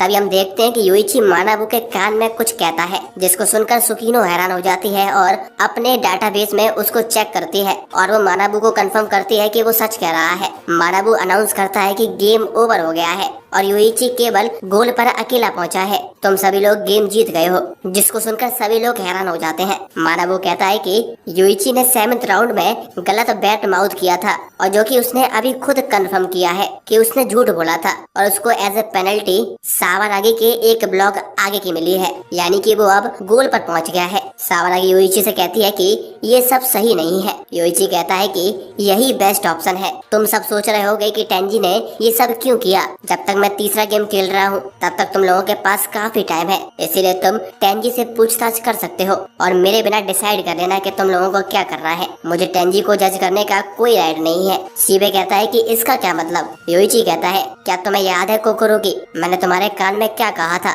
ये वही सीन है जब कोकोरोगी बहुत ज्यादा परेशान थी और रो रही थी। तब योइची उसके कान में कुछ कहता है जिसके बाद कोकोरोगी शांत हो जाती है। योइची कहता है कि जो तुमने किया है वो मेरे पास के कंपैरिजन में कुछ भी नहीं है। योइची कहता है कि मैंने तुम सबसे बहुत ही हॉरिबल चीजें करी हैं और मैंने ये सीक्रेट तुम लोगों से छुपाया है। मुझे लगता था कि अगर तुम लोगों को ये बात पता लगेगी तो तुम लोग मेरे दोस्त नहीं रहोगे। टेंजी के कंपैरिजन में मैंने तुम्हें बहुत बड़ा धोखा दिया है। सावारागी पूछती है कि तुम्हारे पास्ट में ऐसा क्या हुआ था। योइची कहता है कि 7th राउंड में मैंने लिखा था कि शीबे ने किसी को मारा है जबकि असल में मैं खूनी हूँ। सुकीनो कहती है कि हाँ हमने सर्च किया, योइची ने 3 लोगों को मारा है और ये एक मॉन्स्टर है। मानाबू कहता है कि थर्ड गेम को अकेले कंप्लीट करना नामुमकिन है। तुम अभी खुद को सेक्रीफाइस करके हीरो वाली फीलिंग ले रहे होगे पर तुम्हें रिग्रेट होगा। योइची कहता है वो तो पता चल ही जाएगा कौन रिग्रेट करेगा। मानाबू कहता है इसका क्या मतलब है। योइची कहता है कि मेरे लिए मेरे दोस्त मेरी लाइफ को साफ सुथरा रखने का एक तरीका था। मैं उन्हें शो नहीं करना चाहता था कि मैं कौन हूँ, पर अगले गेम में मेरे दोस्त नहीं होंगे और मैं अपना असली रूप तुम सभी को दिखा पाऊंगा और तुम्हें और तुम्हारे मैनेजमेंट को अकेले ही डिस्ट्रॉय कर दूंगा। मानाबू कहता है कि क्या तुम मुझे डरा रहे हो। तभी मानाबू सभी को बताता है कि योइची ने 3 लोगों को मारा है। शीबे कहता है कि तुम तो एक सीरियल किलर हो और तुम इतने टाइम से हमारे बीच में रह रहे थे, तुम ऐसे एक्ट कर रहे थे कि जैसे सब कुछ नॉर्मल हो। टेंजी कहता है कि बस करो, कई बार ऐसी सिचुएशन बन जाती है जब किसी को कुछ ऐसा करना पड़ता है जो वो करना नहीं चाहते। शीबे कहता है ओह ये बात तुम कह रहे हो, मतलब तुम्हारे ऐसे करने का भी कोई ना कोई रीजन होगा। टेंजी कहता है कि हाँ, लेकिन तुम जैसा बेवकूफ इस बात को समझ नहीं सकता है। तुम अपने डैड को थैंक्स कहो जो क्राइम को छिपाते हुए आए हैं। इसके कारण शीबे और तेंजी में बहस होने लगती है जिसको सुनकर कोकोरोगी रोने लग जाती है और इस पॉइंट पर सभी लोग योइची को जज भी कर रहे होते हैं। योइची कहता है कि अगर मुझे ऐसी स्थिति में भी इस तरह का शोर सुनना पड़ेगा तो मैं बिना दोस्त के ही अच्छा हूँ। ये सब लोग मुझे ड्रैग कर रहे हैं, मैं अपने ऊपर और कर्जा नहीं चाहता हूँ और इसीलिए मैं इन्हें पीछे छोड़ना ही सही समझ रहा हूँ। योइची कुछ ऐसी बातें बोलता है जिससे ये लोग उससे नफरत करने लगे। योइची चाहता है कि सभी लोग उससे दूर रहें जिससे वो तीसरे गेम पर पूरा फोकस कर सके। सावरागी कहती है कि फ्रेंड्स को पीछे छोड़ना तुम्हारे लिए इतना आसान है। योइची कहता है कि बहुत टाइम पहले मुझे किसी ने कहा था कि पैसों से ज्यादा फ्रेंड्स इम्पोर्टेंट होते हैं, पर अभी भी मुझे वो चीज समझ नहीं आई है। मैं उनकी बात को सच मानता रहा क्योंकि मैं उनसे प्यार करता था, पर अब बहुत हो गया है। फ्रेंड्स का होना इतना पेनफुल है तो मैं अकेले रहना ही बेहतर समझूंगा। मानाबू कहता है कि वो अकेले तीसरे गेम में जा रहा है, कम से कम तुम लोग उसको चेयर तो कर सकते हो जिससे उसको थोड़ा मोटिवेशन मिले। मानाबू कहता है कि पर ऐसा लगता है कि कोई भी खूनी का दोस्त नहीं बनना चाहता। योइची कहता है कि ये अच्छी बात है, अब तुम लोग मुझे भूल सकते हो और मैं भी तुम्हें भूल जाऊंगा। योइची सोचता है कि इन सभी को बचाने का बस यही तरीका था और वो अपने मॉम से सॉरी बोलता है और गोल पर पहुंचने के लिए आगे जाने लगता है। तभी हम देखते हैं कि टेंजी वहां आ जाता है और उसे रोक देता है। वो कहता है कि मैं तुम्हें अकेले नहीं जाने दे सकता हूँ। वो कहता है कि मैंने भी झूठ बोला था। वो मानाबू से कहता है कि तुमने मुझसे पूछा था ना कि मुझे रोमांटिक फीलिंग सावरागी को लेकर थी या नहीं। मैंने उस टाइम झूठ कहा था। मुझे सावरागी के लिए कोई भी रोमांटिक फीलिंग नहीं है। मैं इस फ्रेंडशिप को डिस्ट्रॉय करना चाहता था जिससे मैं एक शख्स तक पहुंच सकूं और वो मेरा हो जाए, और वो और कोई नहीं, वो है योइची। मैं उसे हमेशा से लाइक करता हूँ। मैं चाहता था कि वो मुझे देखे और वो अपनी बातें प्रूव करने के लिए योइची को किस भी कर लेता है और दोनों थर्ड गेम के लिए वहाँ से गिर जाते हैं। तभी हम देखते हैं कि सुकीनो मारिया से कहती है मिकासा टेंजी ये टोमोडाची गेम में दूसरी बार आया है, यानी कि इसके पास कोई ना कोई प्लान तो है। यानी कि दोस्तों टोमोडाची गेम टेंजी के लिए पहली बार नहीं है और इसी के साथ सेकंड गेम खत्म हो जाता है। आगे हमें योइची का फ्लैशबैक दिखाया जाता है। वो एक हॉस्पिटल में पैसे गिन रहा था और एक लेडी बेड पर लेटी होती है। वो लेडी योइची से कहती है कि पैसों से ज्यादा इम्पोर्टेंट फ्रेंड होते हैं। तभी वहाँ पर एक आदमी आता है। वो योइची को सिखाता है कि दुनिया में सबसे ज्यादा इम्पोर्टेंट केवल एक ही चीज है, वो है पैसा। इसके बाद हम प्रेजेंट में आ जाते हैं। टेंजी योइची को उठा रहा था, दोनों एक गुफा में थे। मानव बताता है कि तीसरा गेम प्रिपेयर करने में हमें 3 दिन लगेंगे। तुम्हें 3 दिन तक इस गुफा में सरवाइव करना होगा और तुम्हें केवल एक पानी की बोतल दी जाएगी। टेंजी युइची से कहता है कि मैंने तुम्हें किस इसलिए किया था जिससे मैं तुम्हारे साथ यहाँ आ सकूं। युइची कहता है आखिर तुमने सबको धोखा क्यों दिया। टेंजी बताता है कि वो दूसरी बार ये गेम खेल रहा है, ये सब मैंने सावारागी की वजह से किया। उसने मुझसे मेरी सबसे कीमती चीज छीन ली थी। जूनियर हाई में टेंजी के 2 क्लोज फ्रेंड थे। उसने 1 मिलियन मनी सेव किया था और अपने दोनों दोस्तों के साथ बिजनेस स्टार्ट किया। उसके दोनों दोस्त सावारागी में इंटरेस्टेड थे। टेंजी ने समझाता है कि मेरे और सावारागी के पेरेंट्स ने हमारी शादी फिक्स कर दी है और उसके दोस्त अभी भी नहीं मानते हैं। तीनों ने अपने बिजनेस से 3 मिलियन सेव कर लिए थे। एक दोस्त सजेस्ट करता है कि हम इस 3 मिलियन को स्प्लिट कर लेंगे और जब हमारे पास 20 मिलियन हो जाएंगे तो उसमें जिसका सबसे ज्यादा हिस्सा होगा वो कंपनी का सीईओ बन जाएगा और सावारागी को प्रपोज भी कर सकता है। उसके बाद सबको किडनैप करके टोमोडाची गेम के लिए ले जाया जाता है और बताया जाता है कि उन 3 में से किसी पर 10 मिलियन का कर्जा है। उस गेम में टेंजी अकेला लूजर बचता है और उस पर 20 मिलियन का कर्जा आ जाता है, पर क्योंकि वो माइनर था मानव उसे छोड़ देता है, पर 20 मिलियन जितनी लाइफ टेंजी से ले लेता है और उसे 2 दिन बाद छोड़ दिया जाता है और गेम वाली बात किसी को भी बताने से मना किया जाता है। छूटने के बाद टेंजी ने अपने दोस्त से पूछताछ की कि आखिर उन्होंने उसे धोखा क्यों दिया। टेंजी का दोस्त बताता है कि उसने सारे पैसे सावारागी पर खर्च कर दिए हैं। उसके बाद एक दिन टेंजी अपने डैड को टोमोडाची गेम के बारे में बता देता है और उसके डैड सावारागी के डैड से इस बारे में बात करने जाते हैं, पर वो मारे जाते हैं।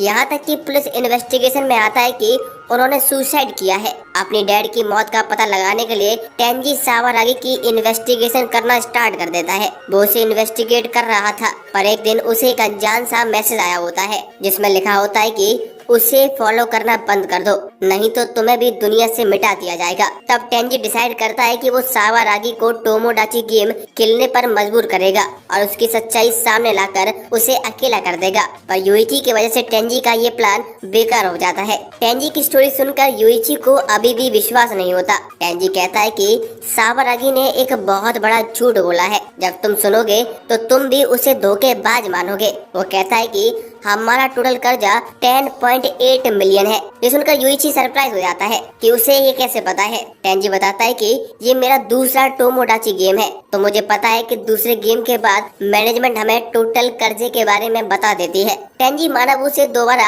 अपना पूरा कर्जा बताने को कहता है। मानव बताता है कि ग्रुप सी का पूरा कर्जा 10.8 मिलियन है। युइची के हिसाब से टोटल 18.8 मिलियन कर्जा होना चाहिए था, पर क्योंकि इतना नहीं है तो किसी ने झूठ बोला है। टेंजी बताता है कि उसने फर्स्ट गेम में झूठ बोला था। उसके कार्ड पर कर्ज को आधे करने की कंडीशन थी। उस टाइम उसका कर्जा 1.6 मिलियन था, अब उसका कर्जा 2.1 मिलियन है और दोनों की कैलकुलेशन के अकॉर्डिंग शीवे का कर्जा 2 मिलियन होगा। अब बचा 14.8 मिलियन। अगर सावारागी पर चिल्लाने की वजह से पेनल्टी ना लगी हो तो उसका कर्जा 2.2 मिलियन होगा और तब जाकर 10.8 मिलियन का कर्जा बनता है। युइची अभी भी किसी पर ट्रस्ट नहीं करना चाहता। वो टेंजी से पूछता है कि तुमने मुझे फॉलो क्यों किया। टेंजी कहता है कि मेरा मेन गोल है अपने फादर की मौत का बदला लेना। इसीलिए टेंजी युइची का साथ देता है और युइची को विश्वास दिलाने के लिए वो अपना कर्जा युइची को दिखा देता है, जो कि 2.1 मिलियन था, पर दिखाने की पेनल्टी की वजह से अब वो डबल होकर 4.2 मिलियन हो जाता है। अगले सीन में 60 घंटे निकल चुके होते हैं। युइची टेंजी से कहता है कि तुम्हें केवल सावारागी से ही बदला लेना था, फिर तुमने शीवे और कोकोरोगी को क्यों फंसाया? क्या तुम उन्हें अपना दोस्त नहीं मानते हो? टेंजी कहता है मैंने उन्हें कभी भी अपना दोस्त नहीं माना, मैं केवल सावारागी से बदला लेना चाहता था। युइची टेंजी से कहता है कि अगर तुम वापस जाकर शीवे और कोकोरोगी से माफी मांगते हो तो मैं तुम्हें ये गेम जरूर जितवा दूंगा। ये सुनकर टेंजी तुरंत ही हाँ कर देता है। अब 3 दिन का टाइम पूरा हो जाता है और टेंजी और युइची को एक जंगल के बीच निकाला जाता है। वहाँ उन्हें मानाबू मिलता है और मैनेजमेंट में एक नए कैरेक्टर रिको की एंट्री होती है। वो सुकीनो को विजिट करती है और कहती है कि तुम्हारा ग्रुप मेरे ग्रुप को फेस करने वाला है, पर सुकीनो के ग्रुप में सिर्फ 2 ही मेंबर बचे होते हैं। इसीलिए रिको कॉन्फिडेंट थी कि उसका ग्रुप जीतेगा, क्योंकि इस गेम में जिसके पास ज्यादा मेंबर्स होते हैं उनको एडवांटेज होता है। सुकीनो उसकी बात से एग्री नहीं थी। वो उसे शर्त लगाने को कहती है और रिको शर्त लगा लेती है। अब मानव बताता है कि third game friendly hide and seek game है, जो एक कॉम्पिटिटिव बैटल फॉर्मेट में है। यहाँ पर 2 ग्रुप है, एक ग्रुप सी और एक ग्रुप के, जो कि आपस में एक दूसरे को फेस करेंगे। जो हारेंगे उसका गेम यही खत्म हो जाएगा।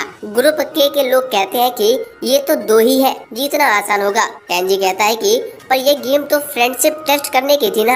मानव कहता है हाँ, और उसका सबसे बढ़िया टेस्ट अपोनेंट के सामने ही होगा। वो बताता है कि दोनों टीमों में से एक बंदा इस पूरे जंगल में छुपा है और बाकी मेंबर्स उसे ढूंढेंगे। वो सबको रूल्स दिखाता है, जिसमें टीम स्विच करने का भी एक रूल था। टेंजी उसे इस रूल के बारे में पूछता है। मानव एक्सप्लेन करता है कि अगर ढूंढने वाले को लगे कि वो हारने वाला है तो वो दुश्मन टीम में स्विच कर सकता है। अगर कोई स्विच करके विनिंग टीम में पहुंच जाता है तो उसका डेप्थ 0 हो जाएगा और वो घर जा सकता है। अगर जिस टीम में उसने स्विच किया है और वो टीम हार गई तो उसे हारने वाली टीम का एवरेज कर्जा चुकाना होगा, और साथ ही में वो चाहे तो चौथे गेम में अपनी ओरिजिनल टीम को ज्वाइन कर सकता है। साथ ही में ग्रुप सी से भी कोई भी स्विच करता है तो ग्रुप सी हार जाएगी, क्योंकि एक अकेला मेंबर ये गेम नहीं जीत सकता।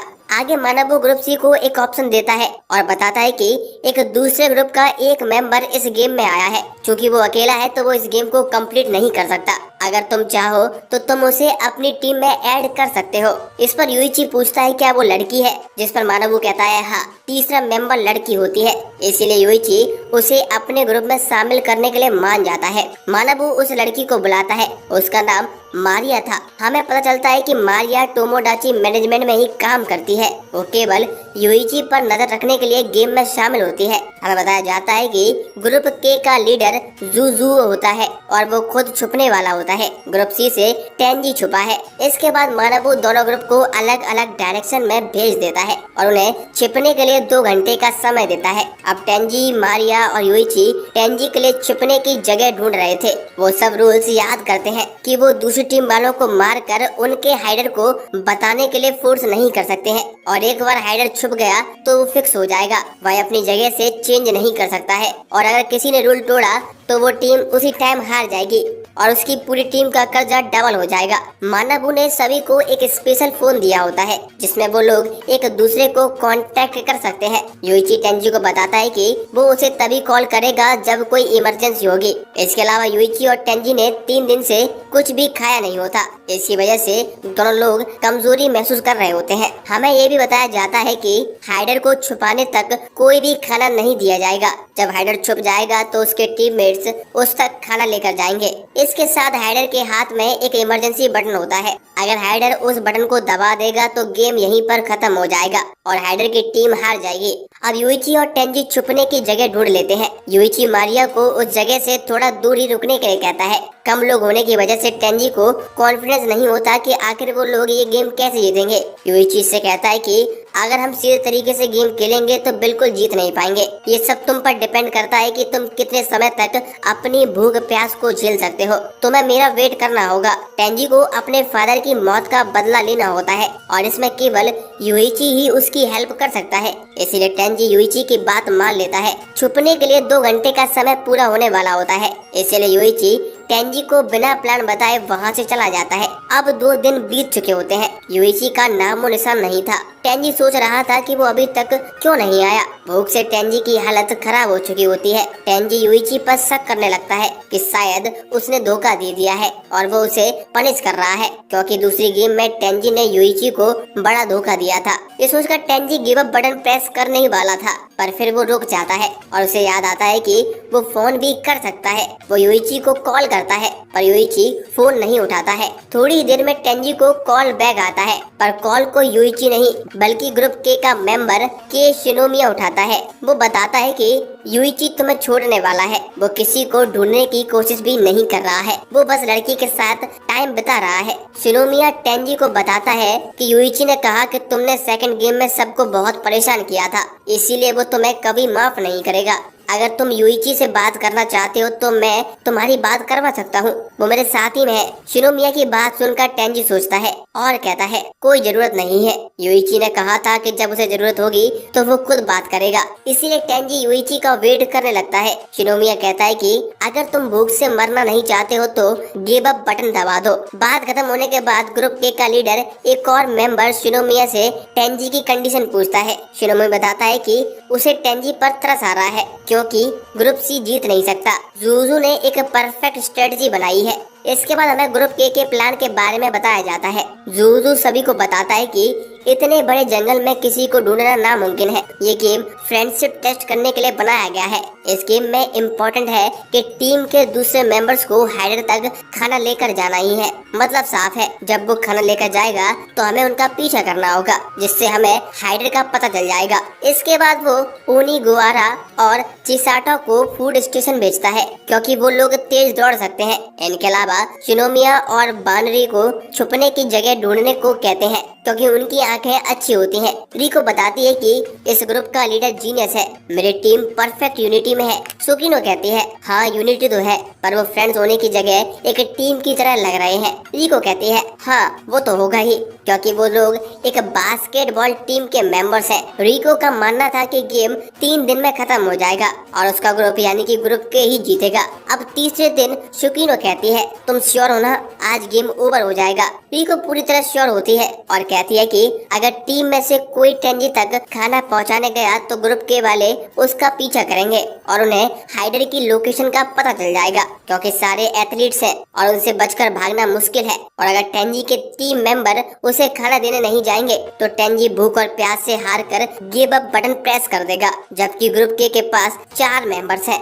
अगर ग्रुप सी उनका पीछा करने की कोशिश भी करता है तो वो केवल 2 का ही पीछा कर सकते हैं। टेंजी ने गेम स्टार्ट होने से 3 दिन पहले तक कुछ नहीं खाया था और गेम स्टार्ट हुए भी 3 दिन बीत चुके होते हैं। उसे अभी तक कुछ खाने को नहीं मिला है, इसीलिए रिको को पूरा बिलीव था कि जल्द ही गेम खत्म होने वाला है। अगले दिन हम देखते हैं कि तीसरा दिन खत्म होने को होता है। रिको को टेंजी किसी से बात करता हुआ दिखाई देता है। ये देखकर रिको चौंक जाती है और कहती है कि वहाँ पर तो कोई है ही नहीं, ये बात किससे कर रहा है। सुकिनो कहती है कि वो भूख से स्ट्रेस में आ गया है और उसे इल्यूजन हो रहा है। दूसरी तरफ युइची टेंजी के लिए खाना ले जाने के लिए ट्राई भी नहीं कर रहा होता है। हमें पता चलता है कि मारिया सुकिनो को युइची के बारे में रिपोर्ट भेजती है। ये देखकर सुकिनो कहती है कि मैंने सोचा था युइची उससे ज्यादा ईवल है। इसके बाद युइची अपने चाल चलता है और ग्रुप के से खुद को उनकी टीम में शामिल करने के लिए कहता है। ये सुनने के बाद रिको को बिलीव नहीं होता कि युइची ऐसा कैसे कर सकता है।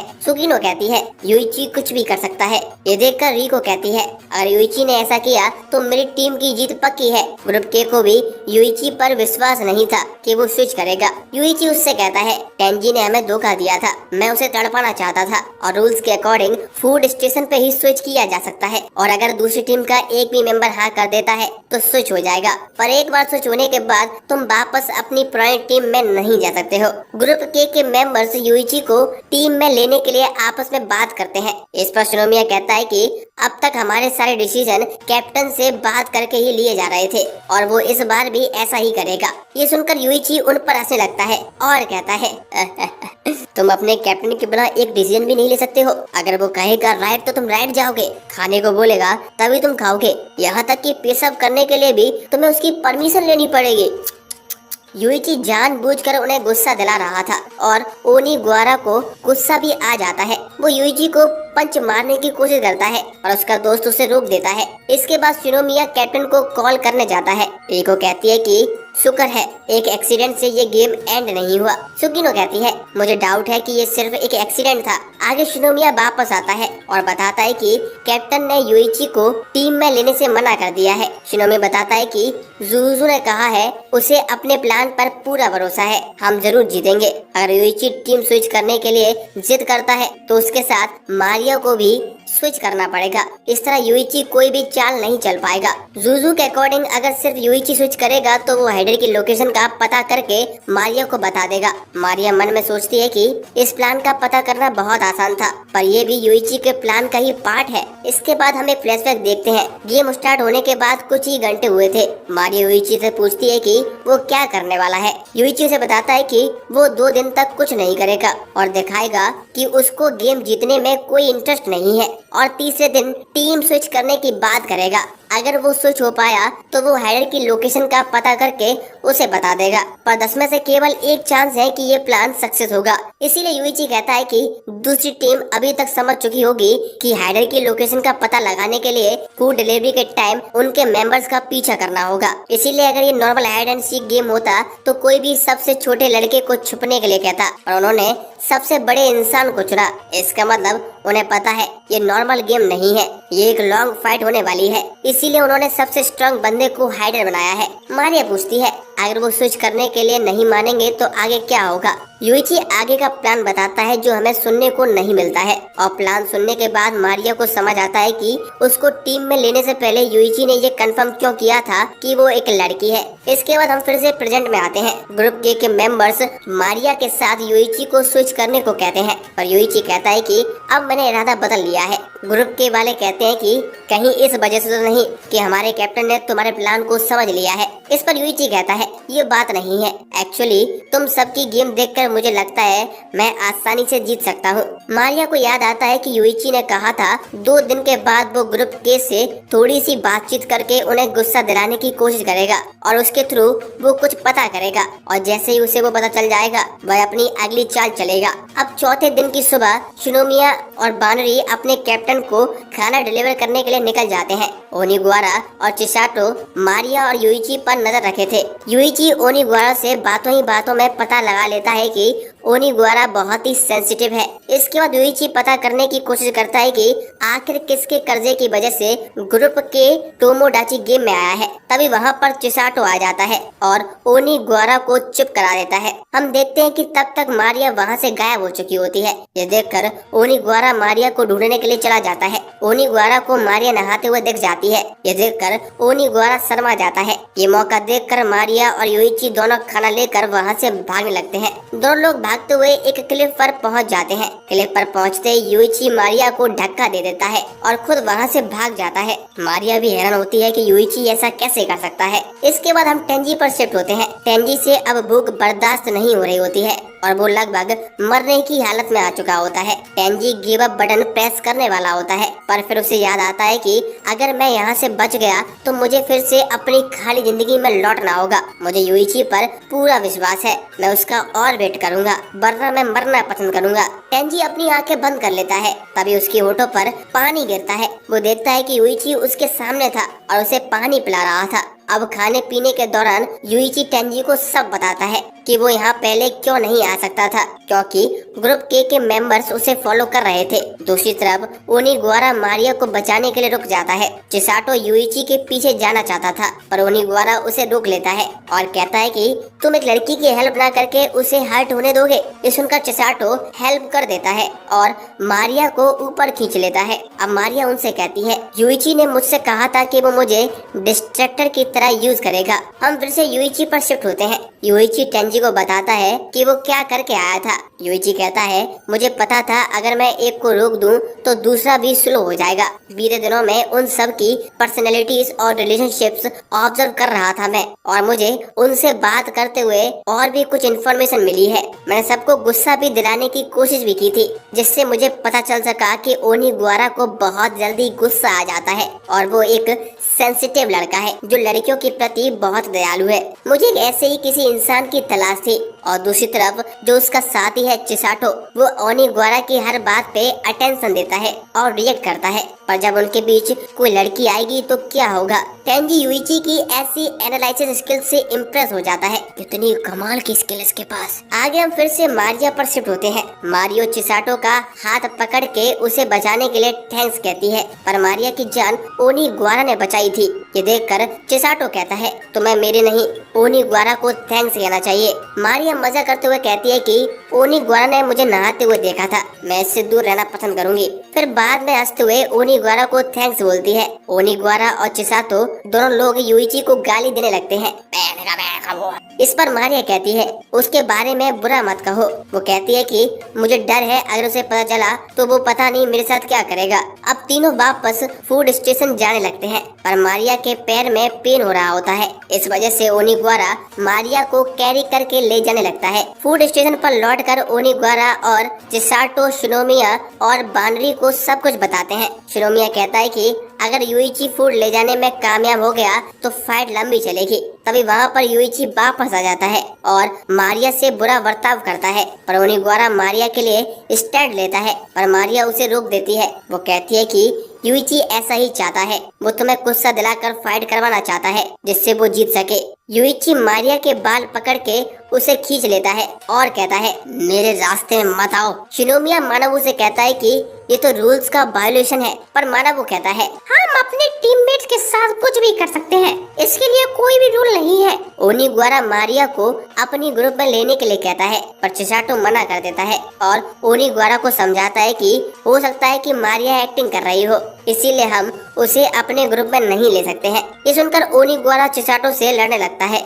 शिनोमिया दोनों को रोकते हुए कहता है कि फाइनल डिसीजन कैप्टन का होगा। ये सुनकर यूइची फिर से उन सभी का मजाक उड़ाने लगता है। इससे ओनिगारा को फिर से गुस्सा आ जाता है और वो कहता है मैं खुद कैप्टन से बात करूंगा। इसके बाद ओनिगारा और शिनोमिया दोनों कैप्टन से बात करने के लिए जाने लगते हैं। यूइची का मानना था कि ज़ूज़ू यहाँ नहीं है, इसका फायदा उठाकर मैं पूरे ग्रुप के को तोड़ सकता हूँ और मारिया के चक्कर में ओनिगारा को अपने ग्रुप में ज्वाइन करवा लूंगा। एक बार ग्रुप ज्वाइन करते ही मैं ओनिगारा को टॉर्चर करके हाइडर की लोकेशन का पता निकलवा लूंगा। कुछ घंटे बाद ओनिगारा और शिनोमिया वापस आ जाते हैं। हमें पता चलता है कि उनका कैप्टन मारिया के ज्वाइन करने को मना कर देता है। इस पर ओनिगारा खुद ग्रुप सी को ज्वाइन कर लेता है पर वो कहता है कि मैं अभी भी ग्रुप के लिए ही खेलूंगा, भले ही इससे मेरा कर्जा दुगना हो जाए। इसके बाद ग्रुप सी में शामिल होते ही ओनिगारा यूइची को मारने की कोशिश करता है पर यूइची ओनिगारा को जमीन पर पटक देता है और बाद में उसे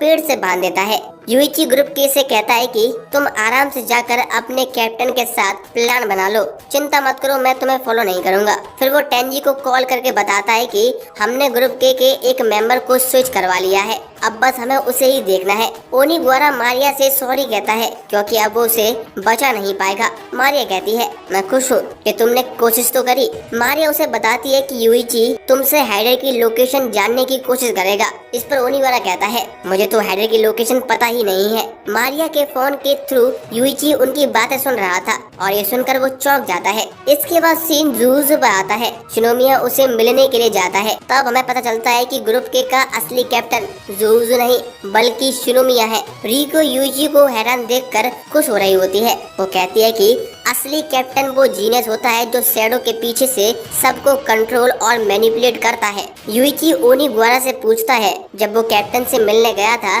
तो उसे लोकेशन क्यों नहीं पता है। ओनिगारा यूइची को बताता है कि हम कैप्टन से मिलने नहीं गए बल्कि हमारे फोन पर बात हुई थी।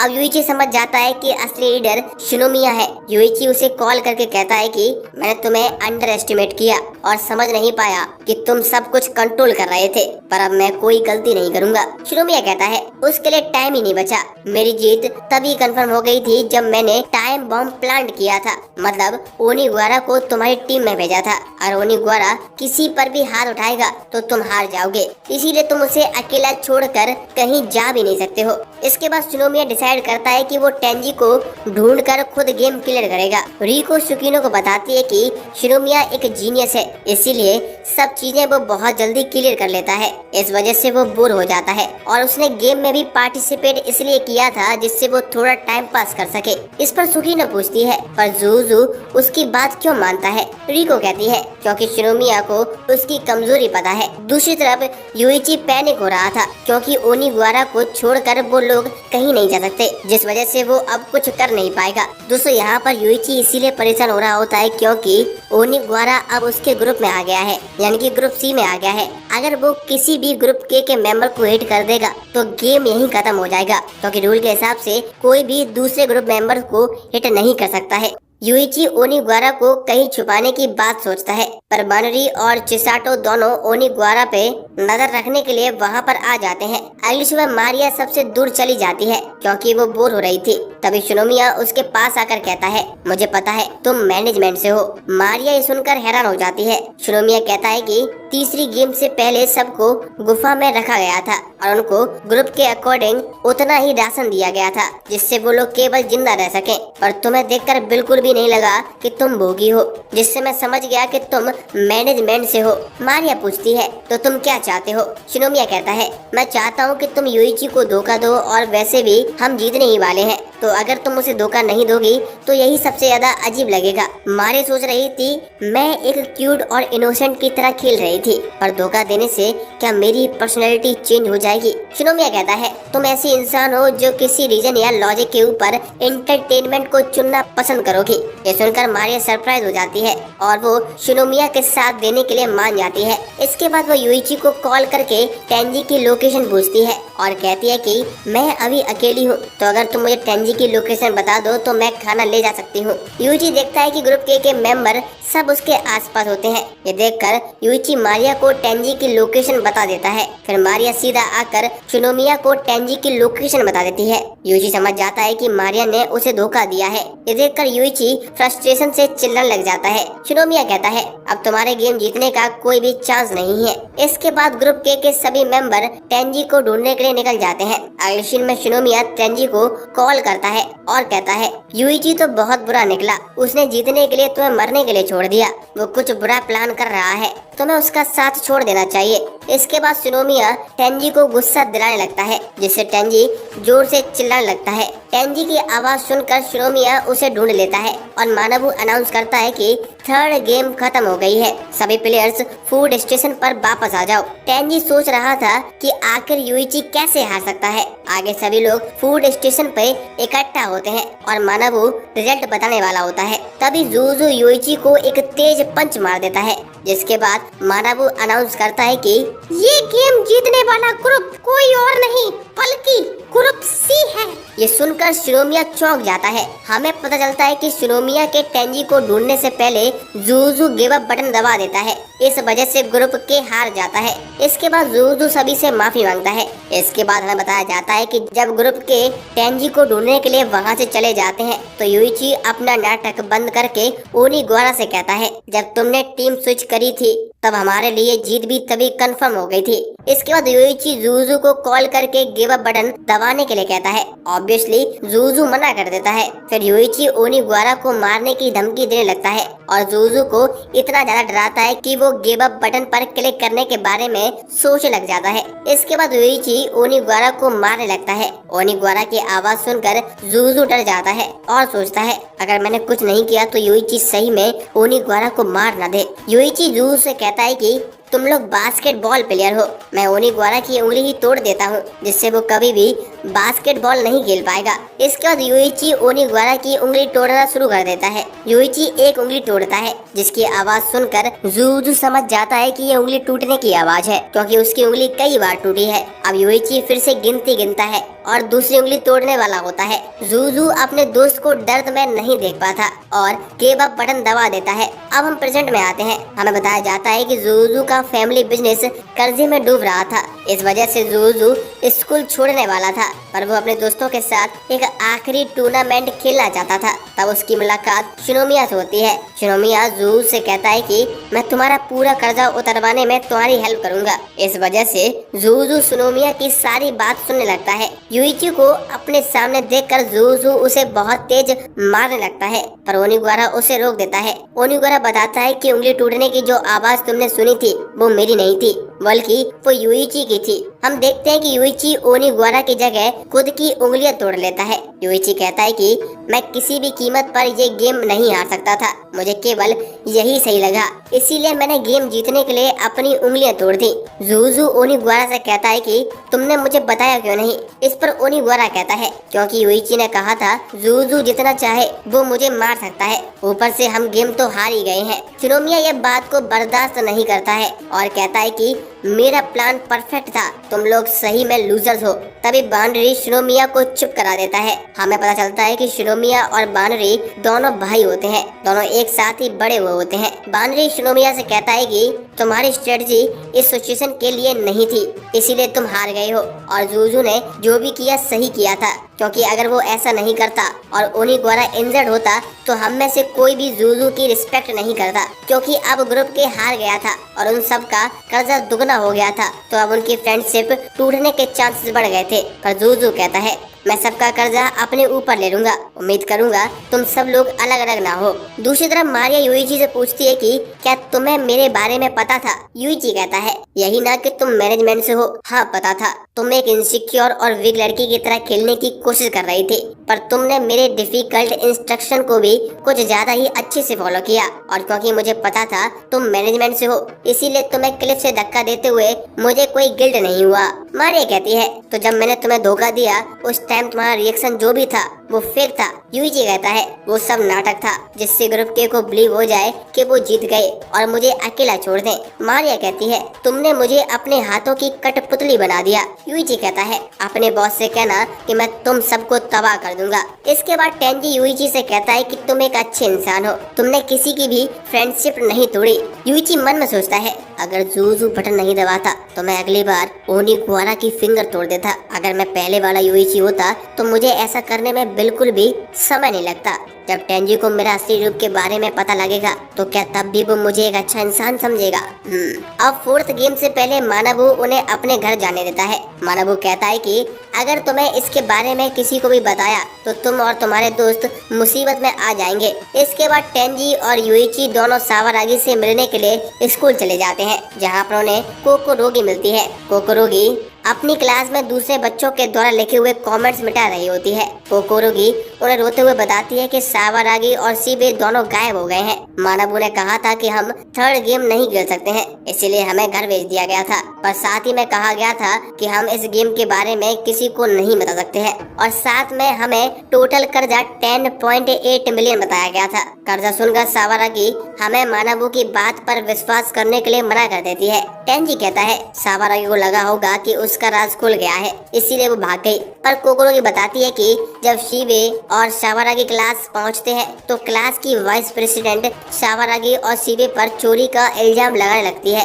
क्योंकि सावारागी ने ही सारे पैसों को कैश में कलेक्ट करने के लिए कहा था, जबकि दूसरे क्लास ने पैसे अकाउंट में जमा करवाए थे। शिबे सावारागी को बचाते हुए कहता है कि 2 मिलियन येन मेरे लिए कुछ नहीं है, मैं कल तक तुम सबको ला कर दे दूंगा। पर उसके बाद शिबे के डैड को पुलिस ने पकड़ लिया है। इस पर युइची कहता है जरूर शिबे ने गेम के बारे में अपने डैड को बताया होगा। गेम के दौरान शिबे के डैड के खिलाफ जो भी बातें सामने आई थी वो पुलिस को मिल गई होंगी, इस वजह से उन्हें पकड़ लिया गया। युइची कहता है बिना बताए शिबे को इतने पैसे तो नहीं मिलते। अगले दिन जब शिबे क्लास जाता है तो पैसे न लाने की वजह से सभी बच्चे शिबे को परेशान करने लगते हैं। इसके बाद शिबे और सावारागी दोनों स्कूल आना बंद कर देते हैं। युइची और टेंजी दोनों कोकोरोगी से बात कर रहे होते हैं, तभी वहाँ पर उनकी क्लास के 2 लड़के आ जाते हैं और उन्हें बताते हैं कि शिबे के घर पर कुछ तो हो गया है। जब सभी लोग शिबे के घर पर पहुंचते हैं तो उन्हें पता चलता है कि शिबे के डैड का मर्डर हो गया है और पुलिस शिबे को अपने डैड के मर्डर के लिए अरेस्ट कर लेती है। जब टेंजी और युइची शिबे के पास जाने की कोशिश करते हैं तो सावारागी के डैड उन्हें रोक देते हैं। ये देखकर टेंजी को अपने डैड वाला केस याद आ जाता है, उसमें भी सावारागी के डैड इन्वॉल्व थे। ये देखकर टेंजी को बहुत गुस्सा आ रहा होता है और उन पर चिल्लाते हुए कुछ कह रहा होता है, पर युइची उसे शांत करवाता है। सावारागी के डैड दोनों को इस मामले से दूर रहने के लिए कहते हैं और दोनों को चेतावनी देते हुए कहते हैं कि अगर तुम लोग इससे दूर नहीं रहे तो तुम्हारे लिए अच्छा नहीं होगा। इस पर युइची कहता है मुझ पर इस धमकी का कोई असर होने वाला नहीं है, अगर तुम्हें मुझे रोकना है तो आओ मेरा सामना करो। इसके बाद कोकोरोगी टेंजी और युइची से आकर पूछती है कि आखिर क्या हो रहा है। युइची जानबूझकर कोकोरोगी से उल्टा सीधे कहने लगता है जिससे कोकोरोगी उनसे दूर हो जाए और सेफ रहे। इसके बाद युइची कोकोरोगी से दोस्ती तोड़ देता है। अब रात में टेंजी युइची से कहता है कि क्या ये करना सही था। युइची कहता है बात सही और गलत की नहीं है, यहाँ जान दांव पर लगी है और हमें कोकोरोगी को इससे बाहर रखना चाहिए। अगर हम मैनेजमेंट से कहकर कोकोरोगी का कर्जा खुद पर ले लें तो उन्हें भी कोई प्रॉब्लम नहीं होगी। तभी टेंजी को एक कॉल आता है जिसका नंबर एनोनिमस होता है। कॉल पर मानाबू होता है और वो कहता है कि टोमोडाची गेम का स्पेशल एडिशन स्टार्ट कर रहा हूँ मैं। सुना है तुम्हें किसी भी चीज से डर नहीं लगता, तो चलो एक गेम खेलते हैं। तभी फोन पर एक फोटो आती है जिसमें कोकोरोगी को किडनैप किया जाता है। माना वो कहता है कि गेम के रूल सिंपल है, तुम्हारे पास दो ऑप्शन है, या तो आओ या मत आओ। अगर आ जाते हो तो तुम्हें बहुत पूरा टाइम वेस्ट करना होगा, और अगर नहीं आते हो तो कोकोरोगी को पूरा टाइम वेस्ट करना होगा। इस गेम का नाम था वीक विंस द गेम। इसके बाद वो एक एग्जांपल देकर बताता है कि अगर दो लोग एक जितना ही दर्द सहते हैं तो ताकतवर इंसान तो सह लेगा, लेकिन कमजोर वाला चिल्ला उठेगा। हमारी दुनिया में लोग कमजोर पे दया दिखाते हैं, इसीलिए गेम में भी कमजोर इंसान जीत जाएगा। इसके बाद यूइची को एक लोकेशन पे अकेले बुलाया जाता है। साथ ही में यूइची को धमकी दी जाती है कि अगर यूइची किसी को साथ लेकर आया तो वो कोकोरोगी को कभी नहीं देख पाएगा। यूइची कहता है कि अगर तुमने उसे कुछ भी किया तो मैं तुम्हें मार डालूंगा। उसके बाद यूइची टेंजी से कहता है कि उन्होंने कोकोरोगी को पकड़ लिया है तो मुझे जाना ही होगा, ये गेम बाकी गेम से अलग है। इसके बाद यूइची वहाँ से चला जाता है। जब यूइची उस लोकेशन पर पहुँचता है तो उसे वहाँ पर एक गैंग दिखाई देती है और एक बंदा जिसने मानाबू का मास्क लगाया हुआ होता है वो अपना मास्क उतारता है और बताता है मेरा नाम कुरोकी है और वो इस स्पेशल एडिशन गेम का बॉस है। वो दोबारा से गेम के रूल्स बताने लगता है। यूइची कहता है जब तक तुम कोकोरोगी को जाने नहीं दोगे मैं कुछ नहीं सुनने वाला हूँ। कुरोकी कहता है ऐसा है क्या? वो चुटकी बजाता है और उसके गैंग मेंबर्स कोकोरोगी के कपड़े काटने लग जाते हैं। यूइची को गुस्सा आ जाता है पर कुरोकी कोकोरोगी के गर्दन पर चाकू रख कर कहता है तुम्हें पता भी है तुम किस सिचुएशन में हो? मैं चाहूँ तो तुम्हारा वो सीक्रेट्स भी रिवील कर सकता हूँ जो तुमने किसी को नहीं बताए। यूइची कहता है क्या सही में तुम्हें मेरे बारे में इतना पता है? कुरोकी कहता है क्या तुम चाहते हो मैं बता दूं? अभी तुम्हारा फोकस लड़की को बचाने में होना चाहिए। यूइची उसकी बात सुनने के लिए मान जाता है। कुरोकी बताता है कि इस गेम में फिजिकल पेन के 3 राउंड्स होंगे। अगर यूइची सभी पेन को सह लेता है तो वो कोकोरोगी के साथ जा सकता है, पर क्योंकि ये टोमोडाची गेम है तो अगर कोकोरोगी चाहे तो वो यूइची की जगह खुद को चुन सकती है। इस तरह यूइची पेन से बच सकता है, पर ये चीज कोकोरोगी ही डिसाइड करेगी कि पेन उसे सहना है या यूइची को। अगर यूइची पेन के समय बोलता है तो उस केस में दोनों को पेन सहना होगा। अब कुरोकी पहला राउंड स्टार्ट करता है जिसमें कुरोकी की गैंग का एक हैवी मेंबर गोरेकी 3 पंच मारेगा, क्योंकि कोकोरोगी का पेन यूइची के कंपैरिजन में ज्यादा होगा। इसीलिए अगर कोकोरोगी खुद को चुनती है तो उसे केवल 1 पंच सहना होगा। इसके बाद कोकोरोगी को 5 सेकंड्स का टाइम दिया जाता है और अगर वो डिसाइड नहीं कर पाती तो ऑटोमेटिकली यूइची सिलेक्ट हो जाता है। उसका टाइम स्टार्ट होता है। उसे समझ नहीं आ रहा होता है कि वो क्या करे। यूइची जमीन पर पैर पटकता है और फेस हिलाकर उसे खुद को चूज करने से मना करता है। कुरोकी कहता है कि मुझे बता देना चाहिए था, तुम हिल भी नहीं सकते हो। कोकोरोगी डिसाइड नहीं कर पाती है, इसीलिए गोरेची यूइची को 3 जोरदार पंच मारता है। कोकोरोगी यूइची को सॉरी बोलती है और कहती है कि इस बार मैं खुद को चुनूंगी। सेकंड राउंड में कुरोकी कोकोरोगी का हाथ पकड़कर टेबल पर रख देता है और कहता है इस राउंड में नाखून निकाले जाएंगे, पर मैं तुम्हें एक और मौका देता हूँ, पर तुम चाहो तो अभी भी यूइची को चुन सकती हो और उसका पेन तुमसे 3 गुना ज्यादा होगा। तुम्हारे 1 नाखून निकाला जाएगा जबकि यूइची के 3 नाखून निकाले जाएंगे। जैसे ही कुरोकी कोकोरोगी के नाखून निकालने लगता है कोकोरोगी बहुत तेज रोने लगती है, जिसके बाद यूइची टेबल पे अपना हाथ रख देता है, जिसके बाद कुरोकी उसके तीनों नाखून निकाल लेता है। यूइची बाकी के गैंग मेंबर से पूछता है वो सब इस बेकार कुरोकी की बात क्यों मानते हैं? इसमें कुछ अच्छा भी नहीं है, इससे स्ट्रॉन्ग तो गोरेकी है। कुरोकी यूइची से कहता है ज्यादा स्ट्रॉन्ग होना तुम्हें लीडर नहीं बनाता। मैं लीडर इसीलिए हूँ क्योंकि मैं सबसे स्मार्ट हूँ और मुझ में सब कुछ करने के गट्स हैं। मैं किसी से नहीं डरता हूँ और सबसे जरूरी बात मैं अपने दोस्तों को धोखा नहीं देता हूँ। यूइची कहता है तो दिमाग, गट्स और दोस्तों को धोखा न देना तुम्हें लीडर बनाता है? कुरोकी हाँ कहता है। इसके बाद कुरोकी दोबारा गेम पर आता है और कहता है अगर इस बार कोकोरोगी खुद को चुनेगी तो उसे नंगा होकर डांस करना होगा, जिसमें उसे बहुत ज्यादा इमोशनल पेन होगा। पर अगर यूइची को चुना तो उसके हाथ में 3 बार चाकू को मारा जाएगा। इस बार वो कोकोरोगी को 1 मिनट का टाइम देता है। कोकोरोगी इस बार भी खुद को नहीं चुन पाती। कुरोकी यूइची के हाथों में 3 बार चाकू मारता है। इसके बाद कुरोकी कहता है गेम खत्म हुआ, अब तुम दोनों जा सकते हो, पर मुझे डाउट है तुम साथ में नहीं जाना चाहोगे। यूइची कहता है मैं परेशान हो गया हूँ और क्लैरिफाई करता हूँ। उसका गुस्सा कुरोकी पे है, कोकोरोगी पर नहीं है। और वो कोकोरोगी से कहता है तुम्हें गिल्टी फील करने की कोई जरूरत नहीं है, ये सब किडनैपर्स की वजह से हुआ है जो बार बार तुम्हें हर्ट करने की धमकी दे रहे थे। और अगर कोई भी उनकी डिमांड नहीं मानता है तो वो तुम्हारे साथ कुछ बुरा करते हैं। यहाँ पर बुरे लोग किडनैपर्स हैं, तुम बस एक विक्टिम हो, तुम गिल्टी फील मत करो। यूइची कोकोरोगी से माफी मांगता है क्योंकि उसी की वजह से कोकोरोगी को किडनैप किया गया था। इसके बाद कोकोरोगी यूइची के गले लग जाती है और रोते हुए कहती है मुझे नहीं पता तुम्हारे पास में क्या हुआ था और तुम मेरे लिए बहुत ही ज्यादा अच्छे हो और इसीलिए अब से मैं तुम पर ट्रस्ट करती हूँ। अब यूइची कुरोकी को एक गेम खेलने के लिए कहता है। कुरोकी कहता है गेम खेलने से मुझे क्या मिलेगा? यूइची बताता है 10 मिलियन येन। कुरोकी कहता है तुम्हारे पास इतने पैसे हैं? यूइची कहता है तुमने तो कहा था कि तुम्हें मेरे पास्ट के बारे में पता है, तो अगर तुम्हें पता है तो तुम्हें ये भी पता होना चाहिए कि मेरे पास इससे कहीं ज्यादा पैसा है।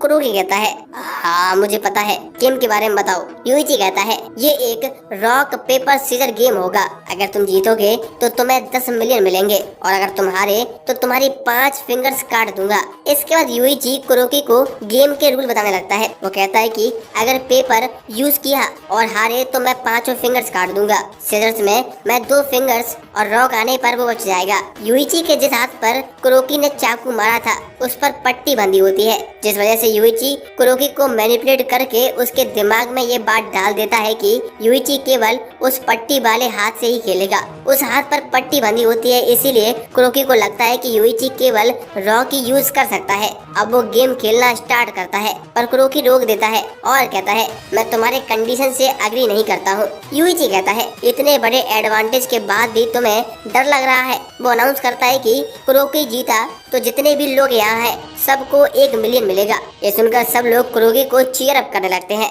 और गेम खेलने के लिए कहते हैं। कुरोकी भी प्रेशर में आकर मान जाता है। वो सोचता है मैं हार नहीं सकता हूँ क्योंकि यूइची रॉक के अलावा कुछ भी यूज नहीं कर सकता है, तो मैं पेपर यूज करके जीत सकता हूँ। कुरोकी आखिरी सवाल पूछता है अगर टाई हुआ तो क्या होगा? यूइची पूरे कॉन्फिडेंस के साथ बोलता है टाई नहीं होगा, पर अगर हो जाता है तो विदाउट पेनल्टी गेम एंड हो जाएगा। कुरोकी अब सोचता है यूइची के पास क्या कोई और ऑप्शन है? यूइची कहता है वो पेपर यूज नहीं करेगा, जिससे कुरोकी श्योर हो जाता है कि यूइची बस रॉक यूज कर सकता है, तो मैं पेपर यूज करूंगा। कुरोकी ये सोचकर यही करता है, पर यूइची अपने दूसरे हाथ से सीजर्स यूज करता है, जिससे कुरोकी हार जाता है। कुरोकी हार के बाद इतना ज्यादा कंफ्यूज हो जाता है और सोचता है कि मैंने ये बात तो सोची ही नहीं थी।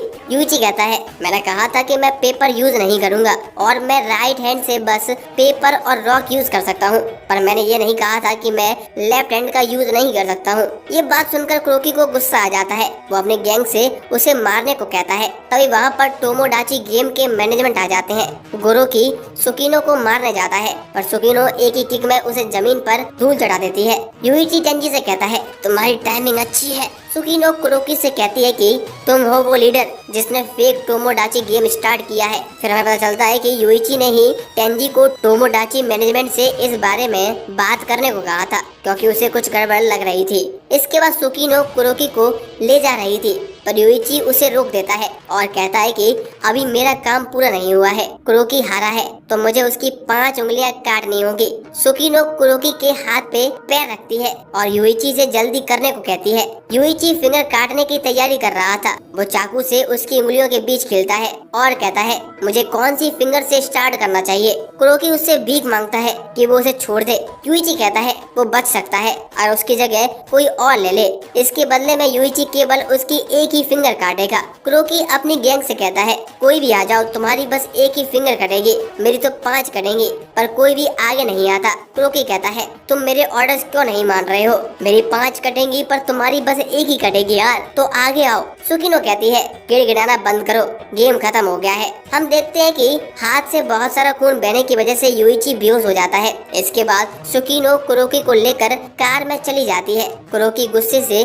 पैर पटक रहा होता है। सुकीनो कहती है तुम्हें अभी भी कुछ समझ नहीं आया? वो पूछती है कि रॉक पेपर सीजर में क्या सुपीरियर है। क्रोकी कहता है पेपर और सीजर, पर सीजर में जीतने के ज्यादा चांसेस होते हैं। सुकीनो बताती है यूइची ने स्टार्टिंग से ही प्लान किया था कि वो सीजर ही यूज करेगा, वो बस तुम्हारे दिमाग में डाल रहा था कि वो बस रॉक और पेपर यूज कर सकता है। इसके बाद क्रोकी खुश होता है और कहता है उसने कुछ भी नहीं गवाया, उसकी पांचों फिंगर्स अब सेफ हैं। सुकीनो उसे बेवकूफ बोलते हुए कहती है कि तुम सब कुछ हार चुके हो, तुम्हारी गैंग अब तुम्हारी बिल्कुल नहीं सुनेगी, तुम्हारी पूरी इज्जत जा चुकी है, ना ही तुम में गट्स है ना ही तुम्हारे दिमाग, और तुम अपने दोस्तों को बेच देते हो। इसके बाद मैनेजमेंट के लोग यूइची को लेकर हॉस्पिटल जाने लगते हैं। टेंजी प्रॉमिस करता है कि वो शिवे को जरूर बचाएगा। आगे कोकोरोगी भी अगला गेम खेलने के लिए रेडी हो जाती है। वो कहती है कि बहुत कुछ चल रहा है जिसकी वजह से मुझे समझ नहीं आ रहा है मैं किस पे ट्रस्ट करूं, पर यूइची ने मुझे बचाने के लिए अपनी जान दांव पे लगा दी है, इसलिए मैं उस पर ट्रस्ट करती हूँ। वो दोनों नेक्स्ट गेम के लिए एक कोर्ट में पहुँचते हैं जहाँ पर मानाबू जज होता है। शिवे को भी वहाँ पर लाया जाता है। इसी के साथ fourth game friendship guild code announce होता है और इसी के साथ ये सीजन खत्म हो जाता है। दोस्तों अब होता है टोमोडाची सीजन 1 का एंड। दोस्तों बताइए आपको ये मेरी पूरी वीडियो कैसी लगी? काफी मेहनत लगी है इस वीडियो को बनाने के लिए, इसीलिए कमेंट लाइक जबरदस्त ठोक के करें और हाँ भाई सब्सक्राइब भी करो यार।